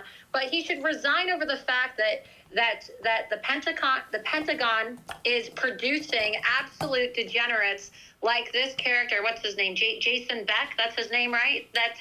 He's the assistant director, Total Force Requirements and Sourcing Policy in the Office of Secretary of Defense. And so it really speaks to the failed leadership of Lloyd Austin, and there should be growing calls of Lloyd Austin, because this type of degeneracy comes from the top down, okay? This guy happens to just be an employee within the Pentagon, but he's in a senior level position. His boss is Secretary Lloyd Austin. Okay, so what is this speaking to? It's speaking to the lack of leadership in our country and the absolute woke cancer that has infested the Pentagon. Okay, and so I think that your video should be used by House Republicans and House Senate leaders, Senate leaders in the GOP. Excuse me. It's been a long day. Back-to-back interviews. If they can somehow find their balls, James, to investigate Lloyd Austin and actually call for his resignation, because clearly there's a problem. There's something going on if our taxpayer money is funding people that are talking about we need to ban the Senate, we need to pack the court. I mean, the absolute radical Marxist, communist talking points coming out of this guy's mouth. I mean, this guy doesn't even know whether he's female or male. Okay, it just shows you that if we are attacked by an adversary, if we do have World War III, if we do have nuclear warfare, all right, we're not even going to be able to protect ourselves, because the people that are working underneath Lloyd Austin, that are supposed to be in the highest positions in our country to protect us if we are under attack or we do go to war, they don't even like our country. So why are these people going to be entrusted with protecting Americans and protecting our country when they don't even like our country? That is the biggest takeaway of your investigation for me personally, as a journalist and also as, an American citizen. Yeah, Laura, he says he has the bottom surgery thing. He says the plumbing is different now. I don't know exactly what he means by that. It's probably some weird tranny or some kind of weird gay innuendo. Oh, am I allowed to say that? I know that X has their new policies on saying the word tranny. So I don't know what the policy is. I'm just quoting the man. He says what I'm saying is that it's probably some weird sexual innuendo. I don't know. I'm not gay. He says, quote, the plumbing is different. I don't know what that is about. I truly am. I profess ignorance. I'm probably extremely ignorant. You all know what this means. I don't read about this. I try not to think about it. I'm a little squeamish. Let me look it up right now on Urban Dictionary. Let's see. What is that word? For those of you just tuning in, this is live radio. People come and go. There's 500,000 people here on all the different platforms. He says, quote, I can't say if I've done bottom surgery. I said, how does that work? And the guy goes, if we were to be physical and intimate, he said the plumbing is different. And he's had complications from his bottom surgery. When I met him, he was walking with a cane. And I don't know what that means. Does that mean he has 2 holes? I don't know. I don't know.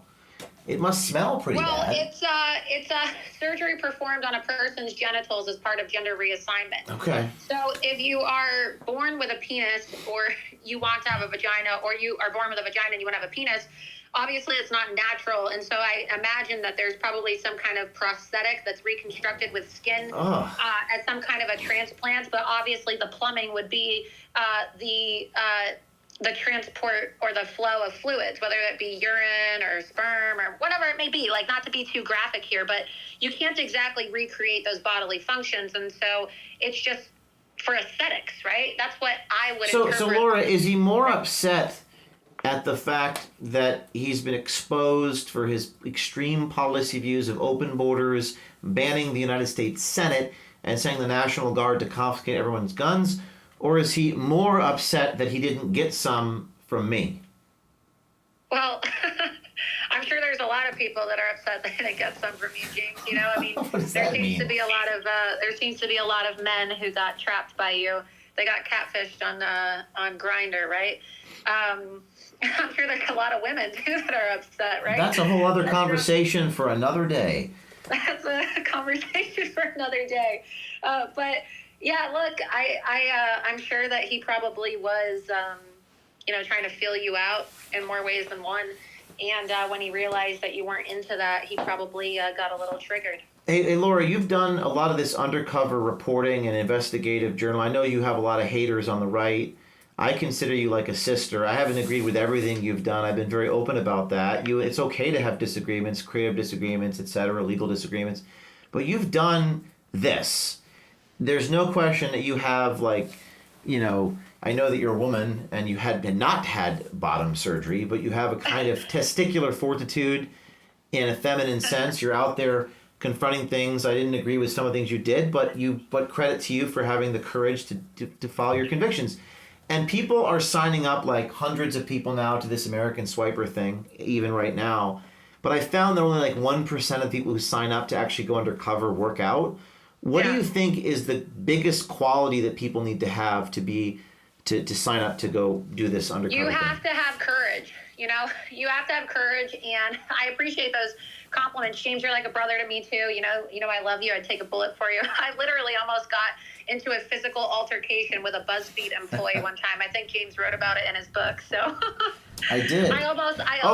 Tell people what happened. Someone texted you like 6 years ago. There's highs and lows. Now is the time to betray James O'Keefe. They actually texted Laura Loomer this. Now is the time for dirt on James O'Keefe. And you responded. They were trying to offer me money to betray James, and like I said, I put it in writing. I probably shouldn't have done this because looking back, I probably could have had some legal issue for this. But I was like, if you ever fucking try to bribe me to go after James O'Keefe, I will hunt you down and it will end very badly for you. And basically I ended up blowing them up. And like I said, I almost got into a physical altercation with this BuzzFeed reporter because, look, I take loyalty very seriously. I think that people can see that by now. And you have to be able to trust the people around you. And the fact that somebody would even think that I would be willing to sell James O'Keefe out or take a bribe to give dirt on James O'Keefe, first of all, there is no dirt. And secondly, even if I had dirt, it doesn't matter how much money they gave me. And I think the direct quote that you put in your book, I don't know, you have to pull it up, but something along the lines of, I don't care if you give me, $100 million, I will never betray James O'Keefe. And, probably a few expletive choice words there as well. But you have to have courage. People think it's easy, but the feeling of wearing a hidden camera, sometimes it goes wrong, right? I mean, look, sometimes you're in awkward situations where people make comments like, oh, are you recording me? And they're just drunk or they're just playing around with you. And some people would totally freak out and shut down and think they were burned.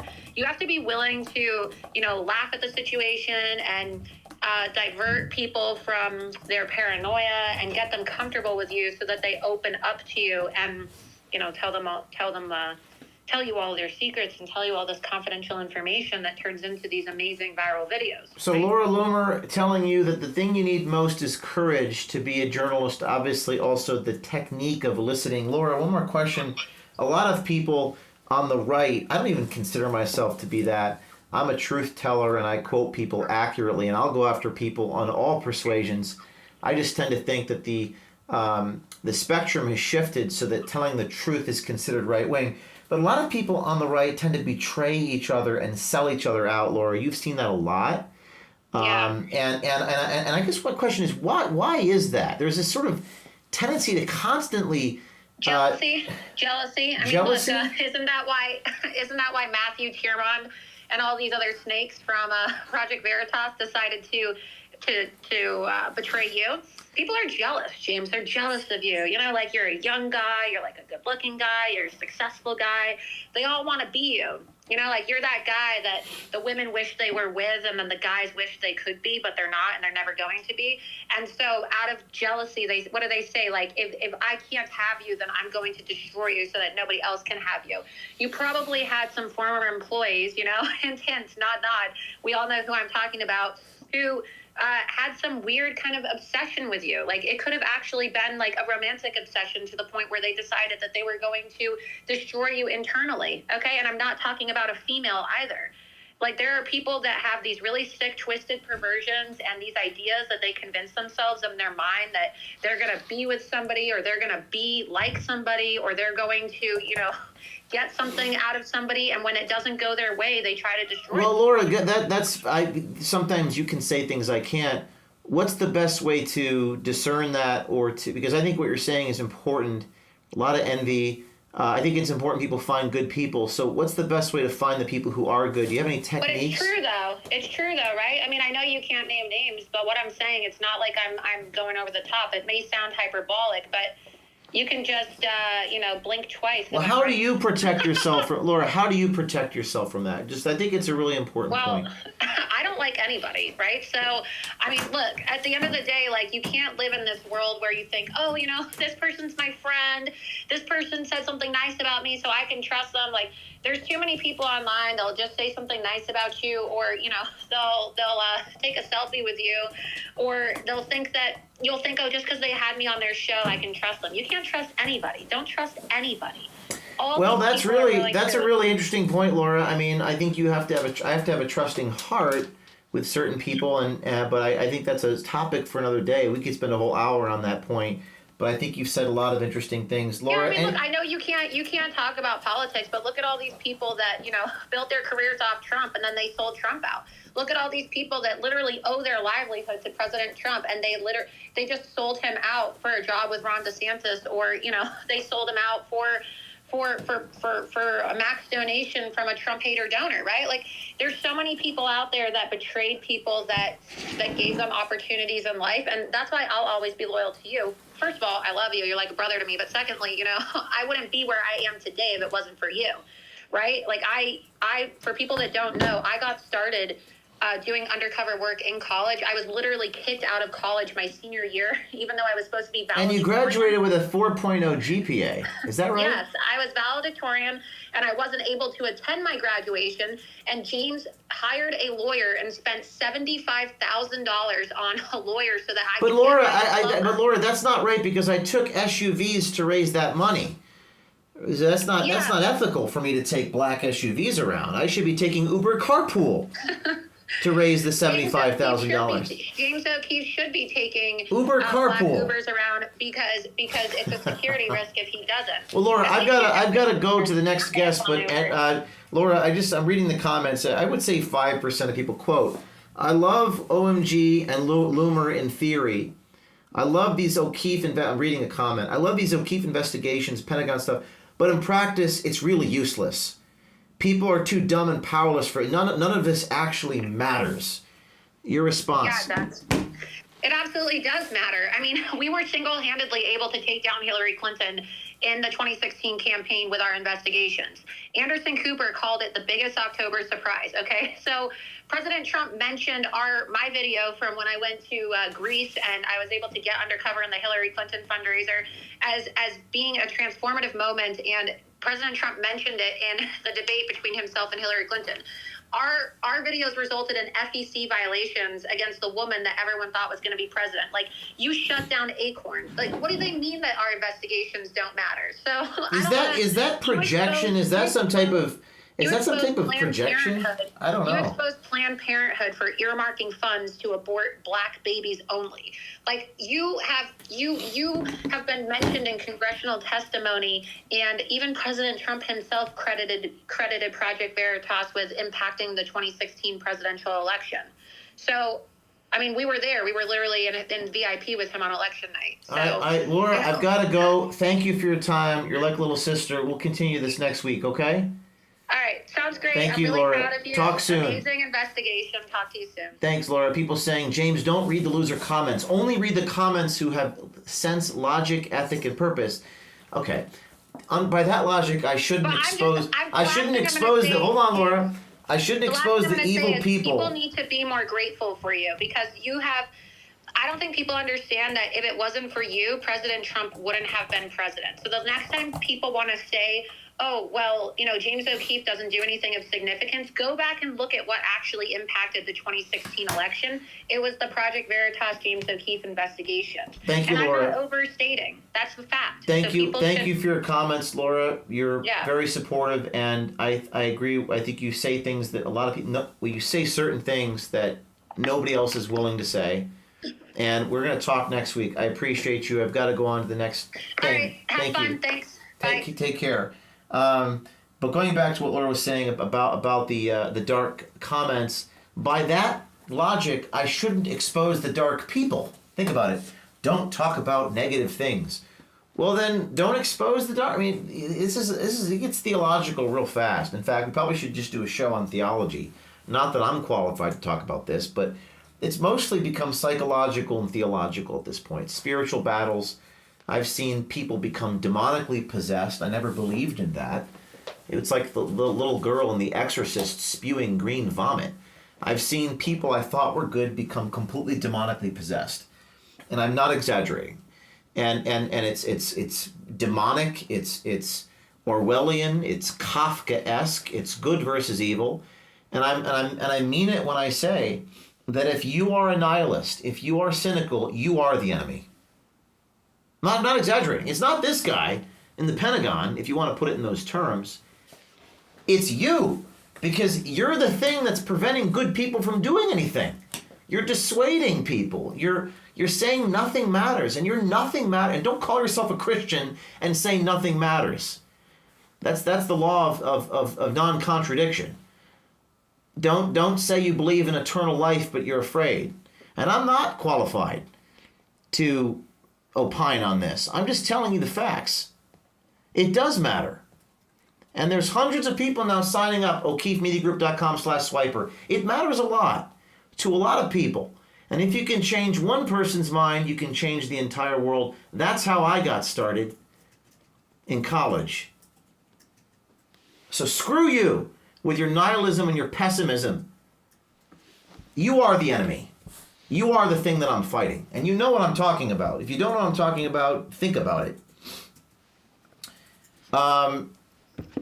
Again, this video, one of the most amazing parts of this video, I think, is this Eric Prince mention. The guy literally mentions the founder of Blackwater, Eric Prince, who just came out with this phone. I have the packaging. I get one of the first people to use this thing. Up phone. This is the phone. It takes great video.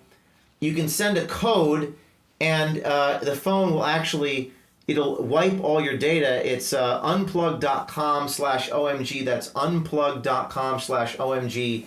I'm going to start using this.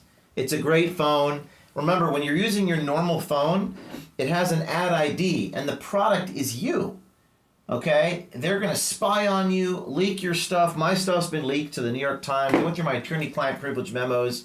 I believe in the First Amendment, and that's why I'm going to use this phone. It's called Up Phone. You see it on Rumble there, unplugged.com. That's unplugged.com/OMG. I'm going to start using it. I can wipe all the data with just by sending a code.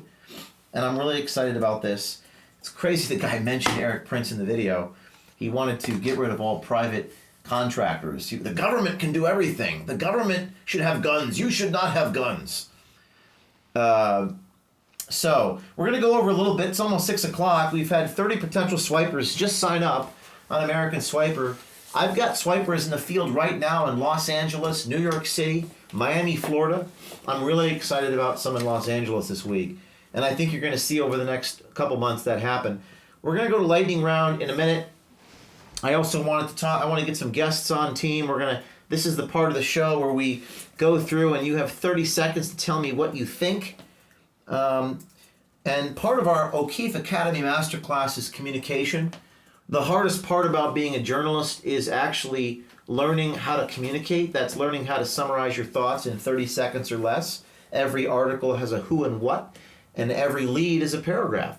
So this is the part of the show where I call upon you to tell me what you think, tell me what you need to know in 30 seconds or less. And we'll go ahead and start that, team. We're going to bring some people up into the queue before we tell you about the Wellness Company and some of their support. And let's go to some callers.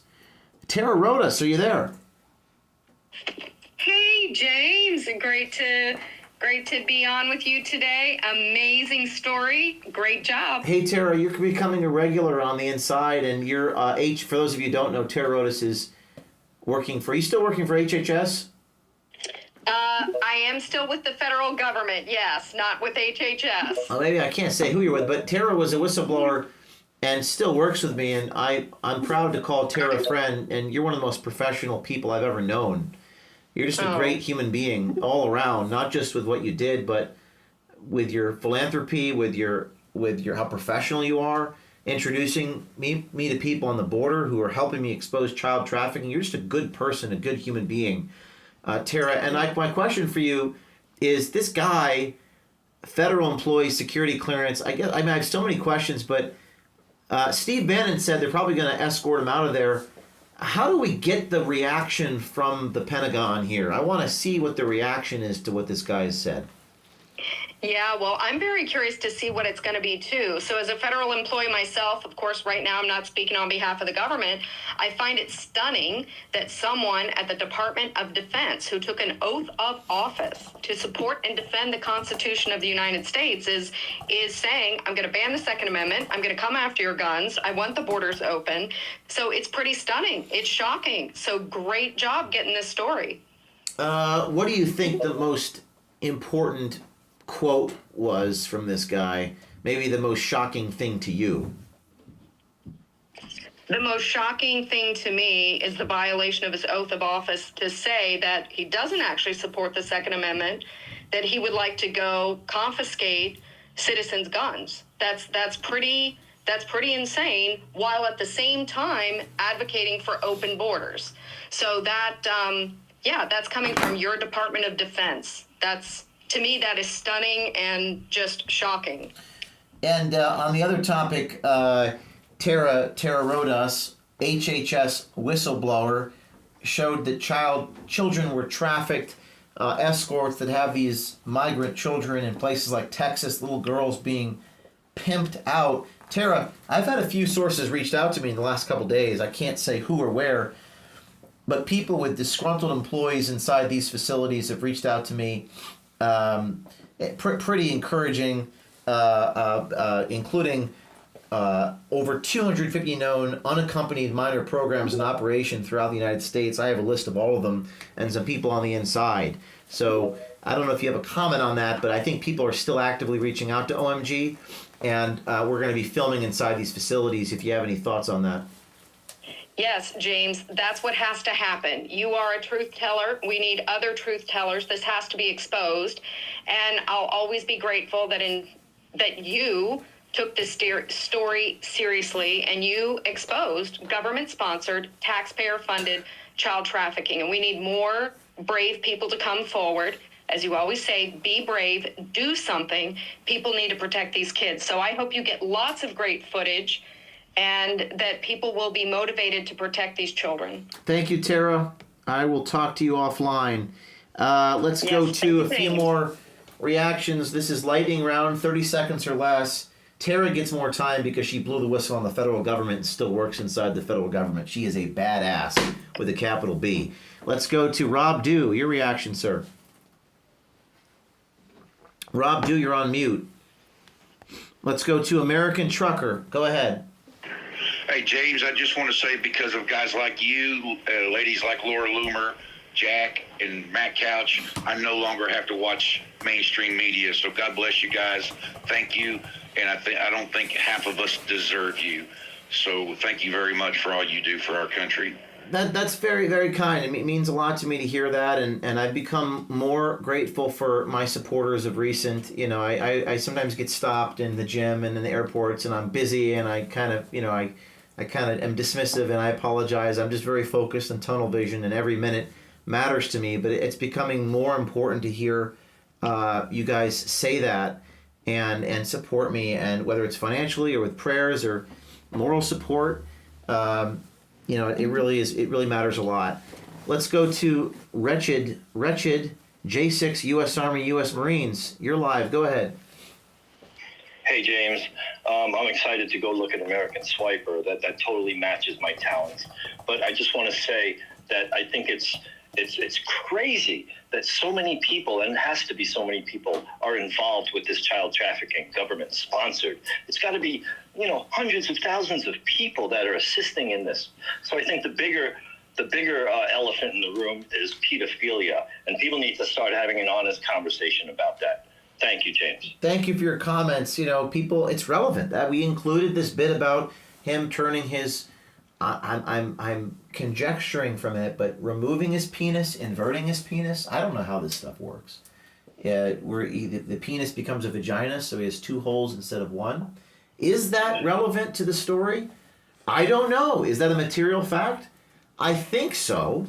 It's kind of a deep fact here regarding the Pentagon, the Secretary of Defense, security clearances, biology, spirituality, sexuality.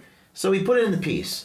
I don't know how many of you. I was going to do a poll before the story. Should I put this in the piece? And then someone had, James, you just revealed that the guy had bottom surgery, so the cat was out of the bag.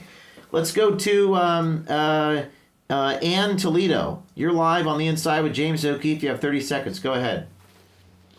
Hi, James. I want to thank you for your valuable work. I'm an attorney for Targeted Justice, which is an organization that represents targeted individuals, which I don't know if you know, but you're one of them.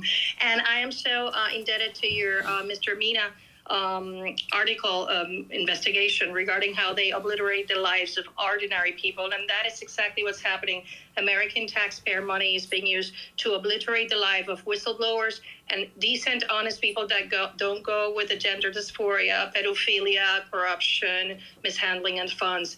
United States American taxpayer money is being used against 97% of the people in the terrorist screening database are innocent people that do not meet the terrorist criteria. They are people like you and me that are just fighting for a better nation as it used to be a couple of decades ago. Well, thank you for your comments. Target individuals. She's speaking about Mina, the IRS official.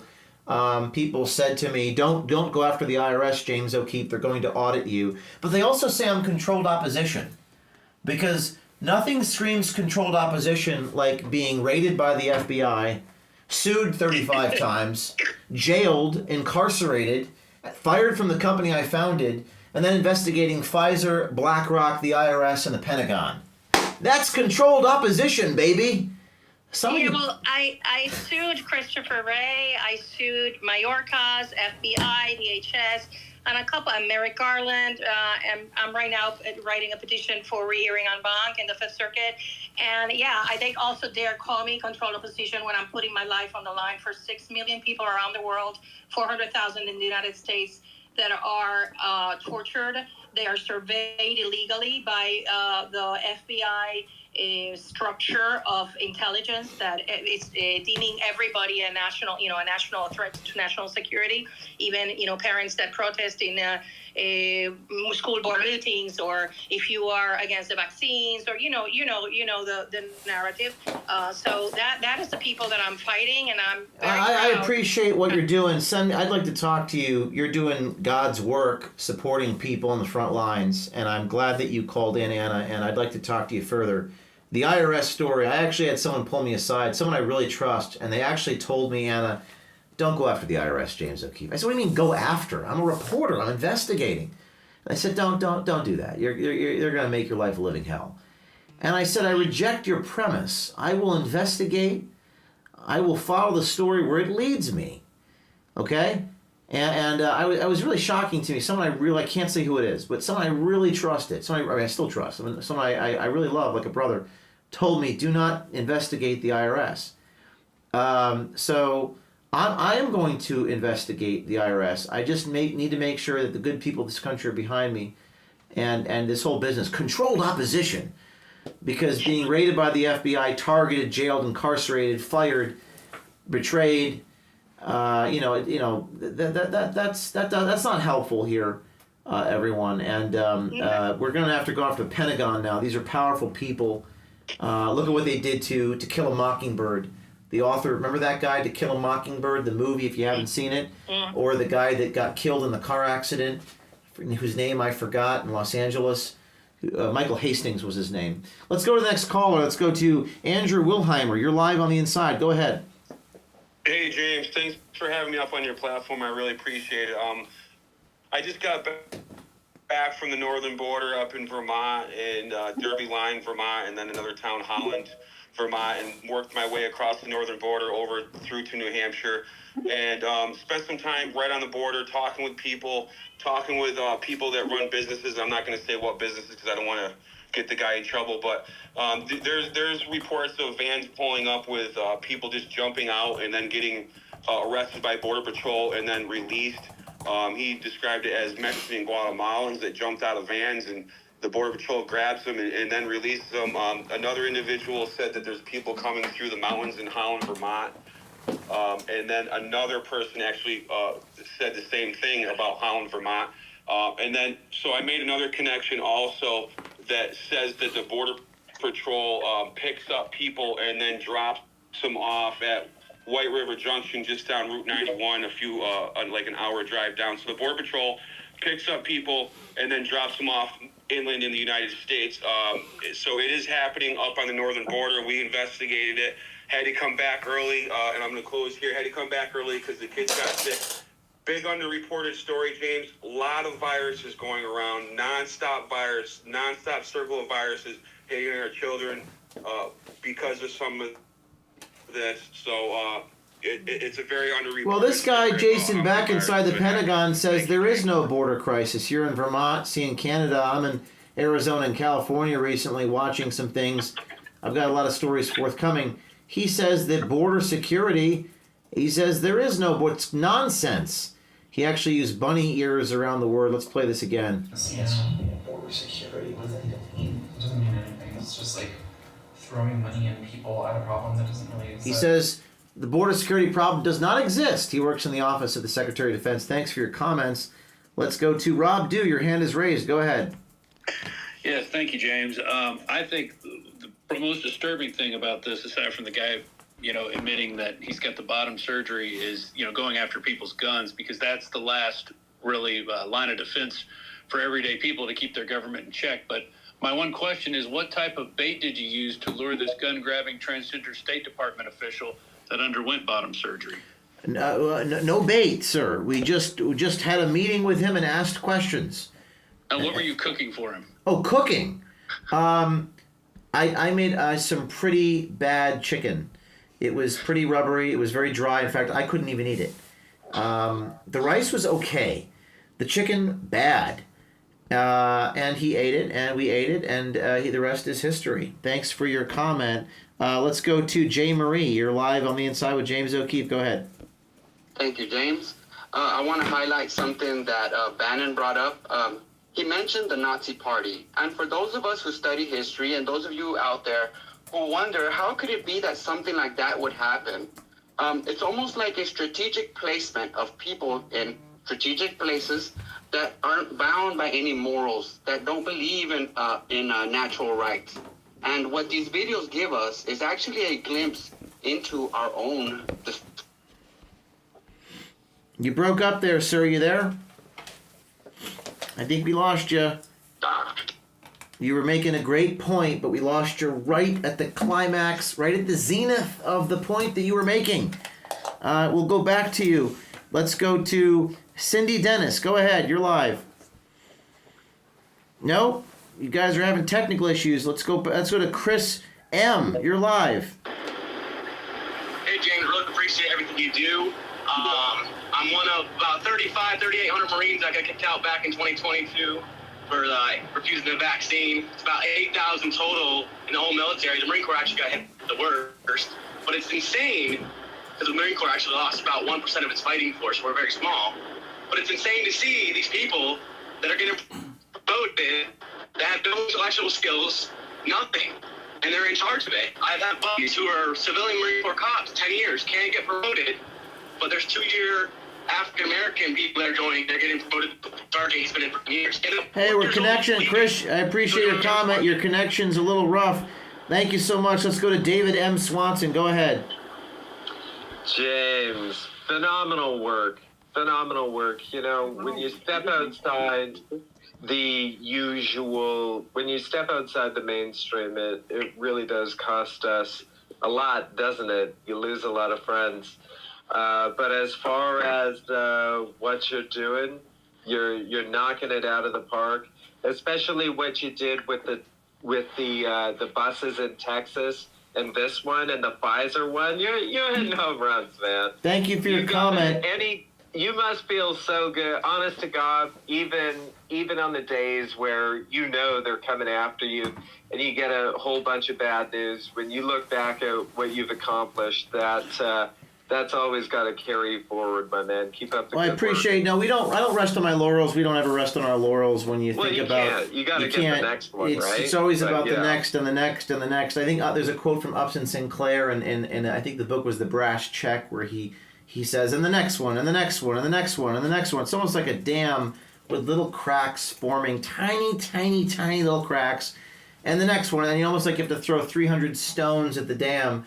That's the best metaphor. So everyone else is thinking, oh, you threw the stone, but it's like there's 300 more stones, and maybe the dam will crack. So you can't rest on your laurels. I appreciate the comment. We're going a little longer today, everyone. I was late. This is a huge story. I think this is maybe one of the biggest stories ever. I always hear you say that, but this is inside the United States Department of Defense. Guys got a security clearance. People are signing up to be swipers. I'm feeling good. It's hump day. It's 6 o'clock. We're on the East Coast. Let's go to Free Texas News. Your reaction. Hey, James. Thanks for having me up. Awesome work as always. And actually, just at the end of January, I was inspired by you to start Free Texas News as a citizen journalist. So I appreciate that inspiration. I'm focusing on issues around freedom, sovereignty, and freedom tech with the focus on Texas. I've done a couple coverages on issues on the border. And for those curious, if you contact O'Keefe Media, they will reach back out to you and give you guidance. And I'm looking forward to taking your courses and, becoming more involved as a citizen journalist. So thank you for what you're doing. I'm really glad you said that. We will respond to every DM, and I got to give props to Kayla on my team. She is doing such an incredible job responding to everyone. I mean, unlike anyone I've ever seen, I respond to every signal message I receive. I respond to it myself, and in terms of how you get through, because we don't cover every story, the thing that we look for is your ability to communicate what the story you have is in one paragraph. That's what we look for. So thanks for saying that. We do respond to every message. Let's go to Matthew Nielsen. You're live with James O'Keefe. Go ahead. Hey, James. Not much I can say that nobody else has already said, but one thing is thank you for shining a spotlight on the darkness that is our government sometimes. This is truly dystopian times that we're living in, and so you're doing the Lord's work here, making them honest. As far as your security on your equipment, you've got my resume. You know what to do. But as far as going after the IRS, that was an awesome thing. It's still being talked about. You're good. Thanks, Matt. I appreciate it. Yeah, does light matter? We get really, really theological, really philosophical pretty quickly there, but I think it obviously does matter. Let's go to Alex Vincent. You're live. Go ahead. Hey, boss. I got quite a bit of stuff for you, brother. I'm the Ukrainian audit individual who got Major Taylor Green that information, and I am what turned into the Fannie Willis situation, which is a sitcom drama. That information I actually gave forth to get into Fulton County came from this is a little bit strange, but you got to understand I'm from the Ukraine audit, so I've been through some weird stuff. My grandfather was born on Barbarossa, which is when the Nazis got defeated, and they claim it as a defeat, but it obviously just spread them across the globe. And he ended up becoming a CIA chemist. It just happened that way, you know what I'm saying? And being born on Barbarossa, so he knew 5 languages. Long story short, this guy got around my grandfather at a young age, and his sister, who was raising him, was a teacher and taught him a bunch of languages, so he went into the CIA. This all ties in. This is, I know, a little bit strange, but Oak Ridge, Tennessee, where they got the supercomputer, there's a lot of chemical plants that are in this area, and the information I gave to Major E. Taylor Greene, I figured out she had pictures with the people that hurt my grandfather, and they did it for slave heritage, and I'm just a normal, hardworking American. Well, Alex, I appreciate your comments. We're going to have to get to the next person, so thank you for your story. I appreciate that. Let's go to Dave Cecile. Go ahead. Yes, so part of the power of the dark government is that the darkness hates the light. So great work that you did on just exposing the truth of what this unfortunately, what this government is trying to hide. Like this DOD official that it feels like the government is trying to hide. So attempting to wake up the people with the truth and walk them through the logic of the damaging ideology. So getting this info out to just the normal Americans to wake them up. Yeah, I think people can be woken up. I think that people can be open, and they will be woken up. We just got to keep cracking the dam. Let's go to Doc Delgado. You're live. Go ahead. Hey, how you doing, James? So the clearest contrast you're going to have between how the vets and the illegals are treated is going to be in East Buffalo. I was there at a homeless shelter for veterans. It's on Wyoming Avenue. It's called Altamont Veteran Housing.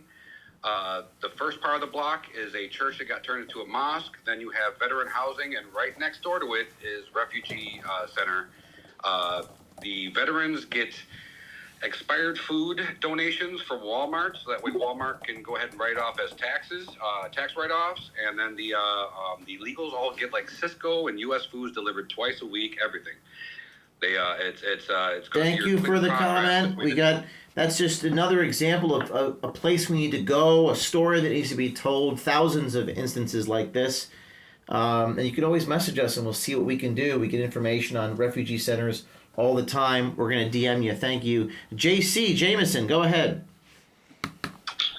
Yeah, hi, James. I saw a story this week from somebody who used to work for you. I think his name was Justin Leslie.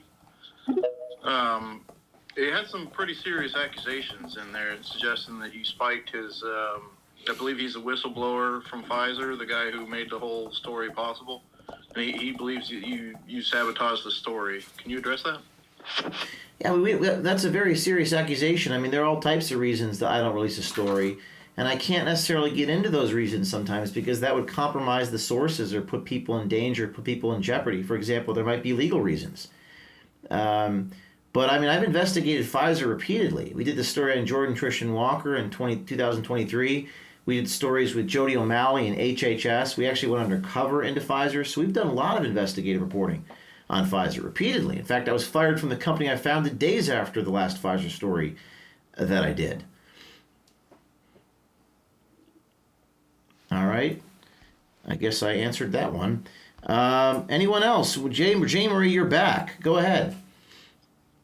All right. Sorry, you said I cut off at the end. I just, my last part of that was these videos. What these videos give us a glimpse is unfortunately a glimpse into our own destruction by the state. So it's very important for what you do. And the tyrant does not give up his power easily. So it takes strong men and women to do this. Thank you, James. Thank you. In terms of strength, I have to say that I haven't had a day off in 90 days. And it's not easy to keep going. We've been working around the clock. I was in the desert for 4 days. And, you know, you have to take care of yourself. Strong body equals strong mind.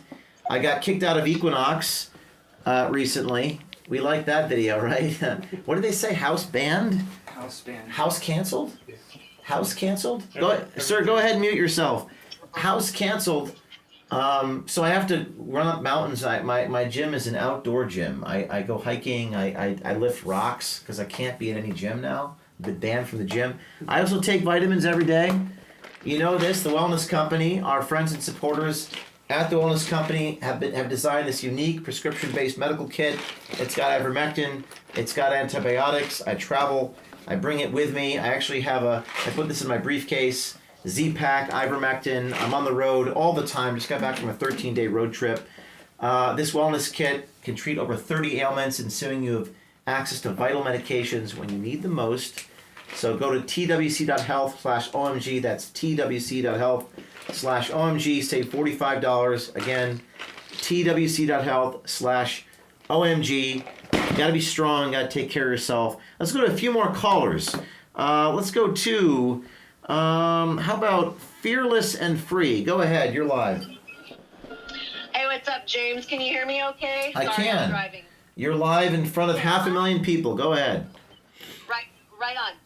I just wanted to kind of piggyback off a little bit about what the guy just said about the Pfizer whistleblower. My only, I've been a huge fan of yours. You actually inspired me to go and do independent journalism and undercover type of stuff, which I think is really great. I actually, funny story, applied for your PV back 2 years ago and got up to the 6th level of the interview process because it's quite gruesome, but the reason they did not move forward with hiring me is because I couldn't travel 90% of the time.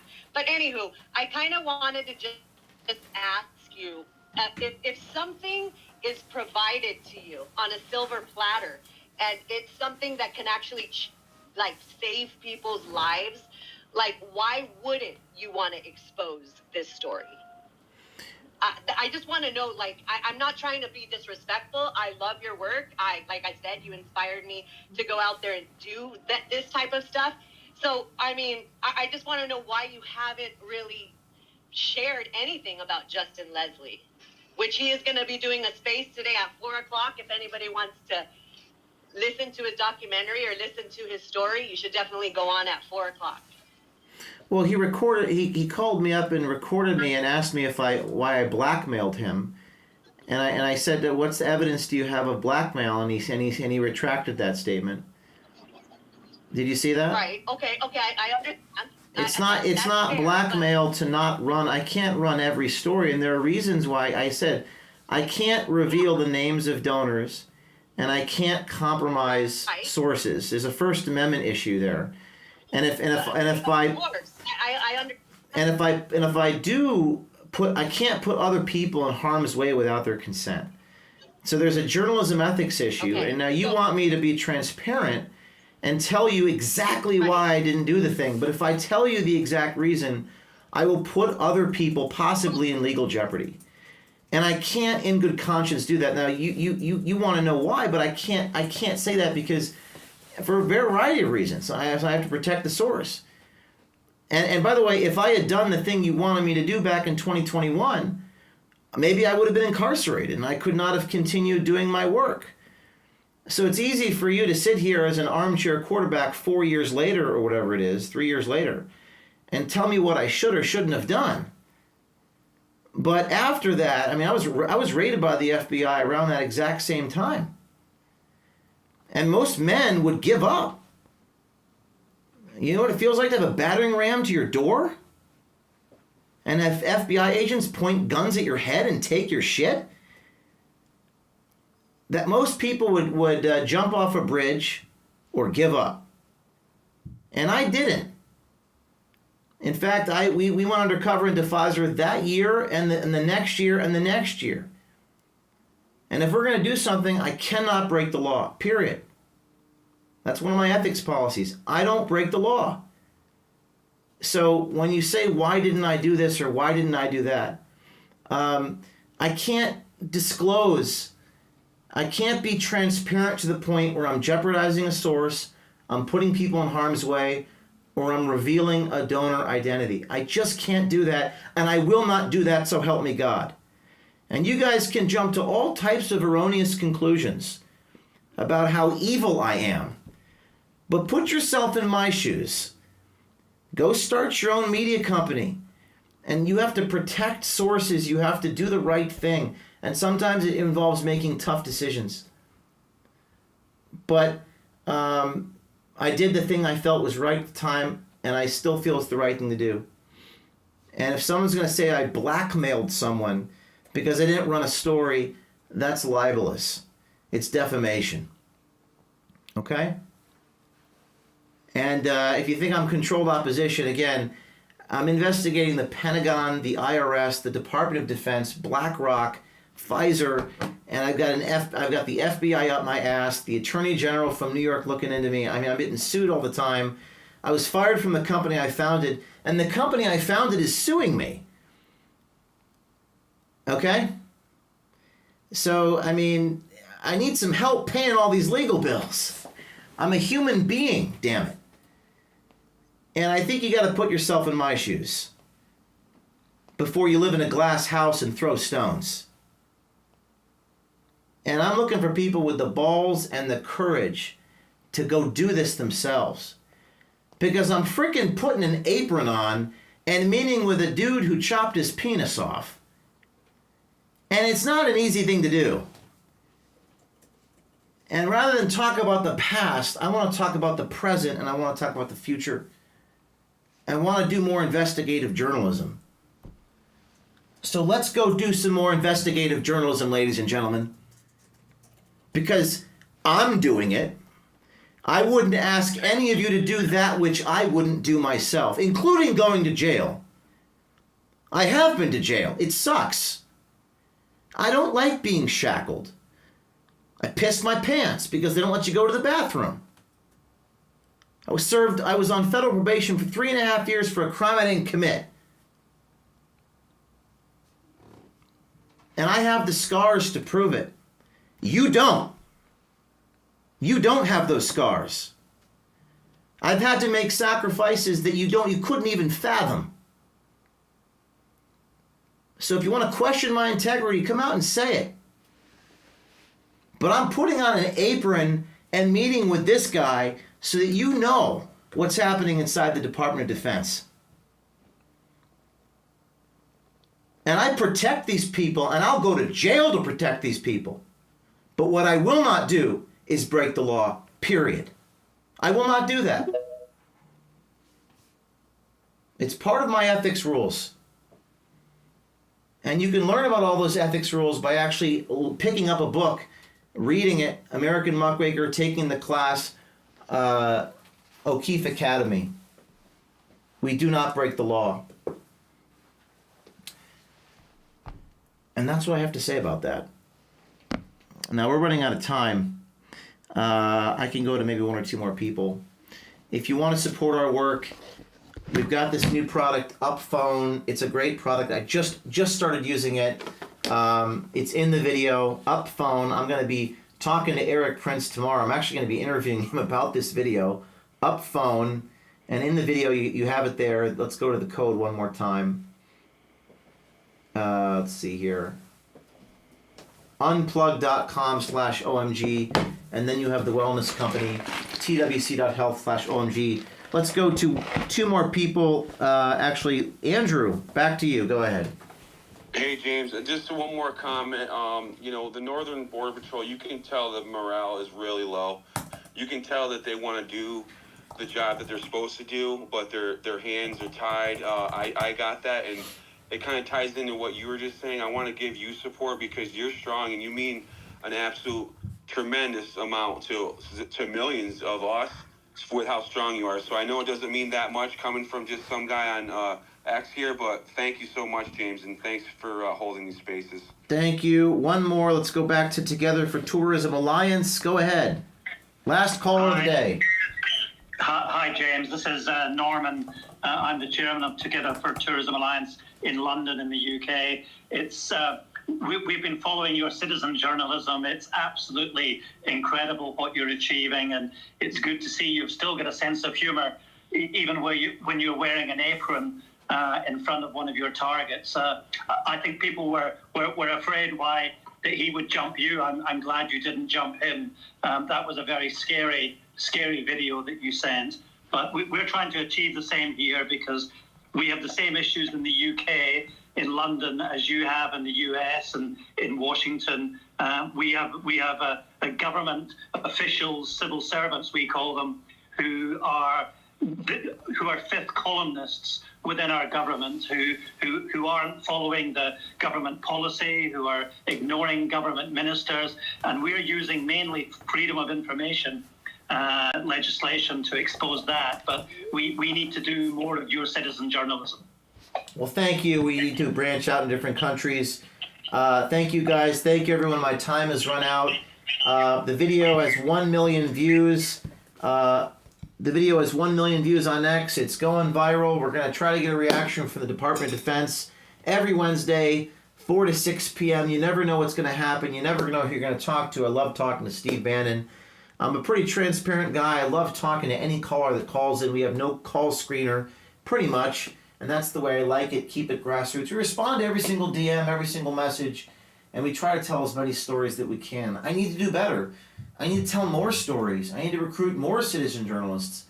I'm just getting started. We're going to crack the dam little by little. If you want to support us, if you want to support these companies, twc.health/OMG, code OMG, that's twc.health/OMG, and this new amazing phone. You can actually use this phone. It's called Unplugged. That's unplug.com/OMG, and it actually wipes all your data just by sending a code. So I recommend using this phone. I have this phone, and I use this phone, and the people in the Department of Defense don't like it, but I use this phone anyway. It has a great camera, too. Thank you all. See you next week. Tune in next time. We're going to continue with the investigation into the U.S. Department of Defense next week, next Wednesday, and into what this guy who has a security clearance has to say. Hint, hint, stay tuned, and keep the faith. Thank you all.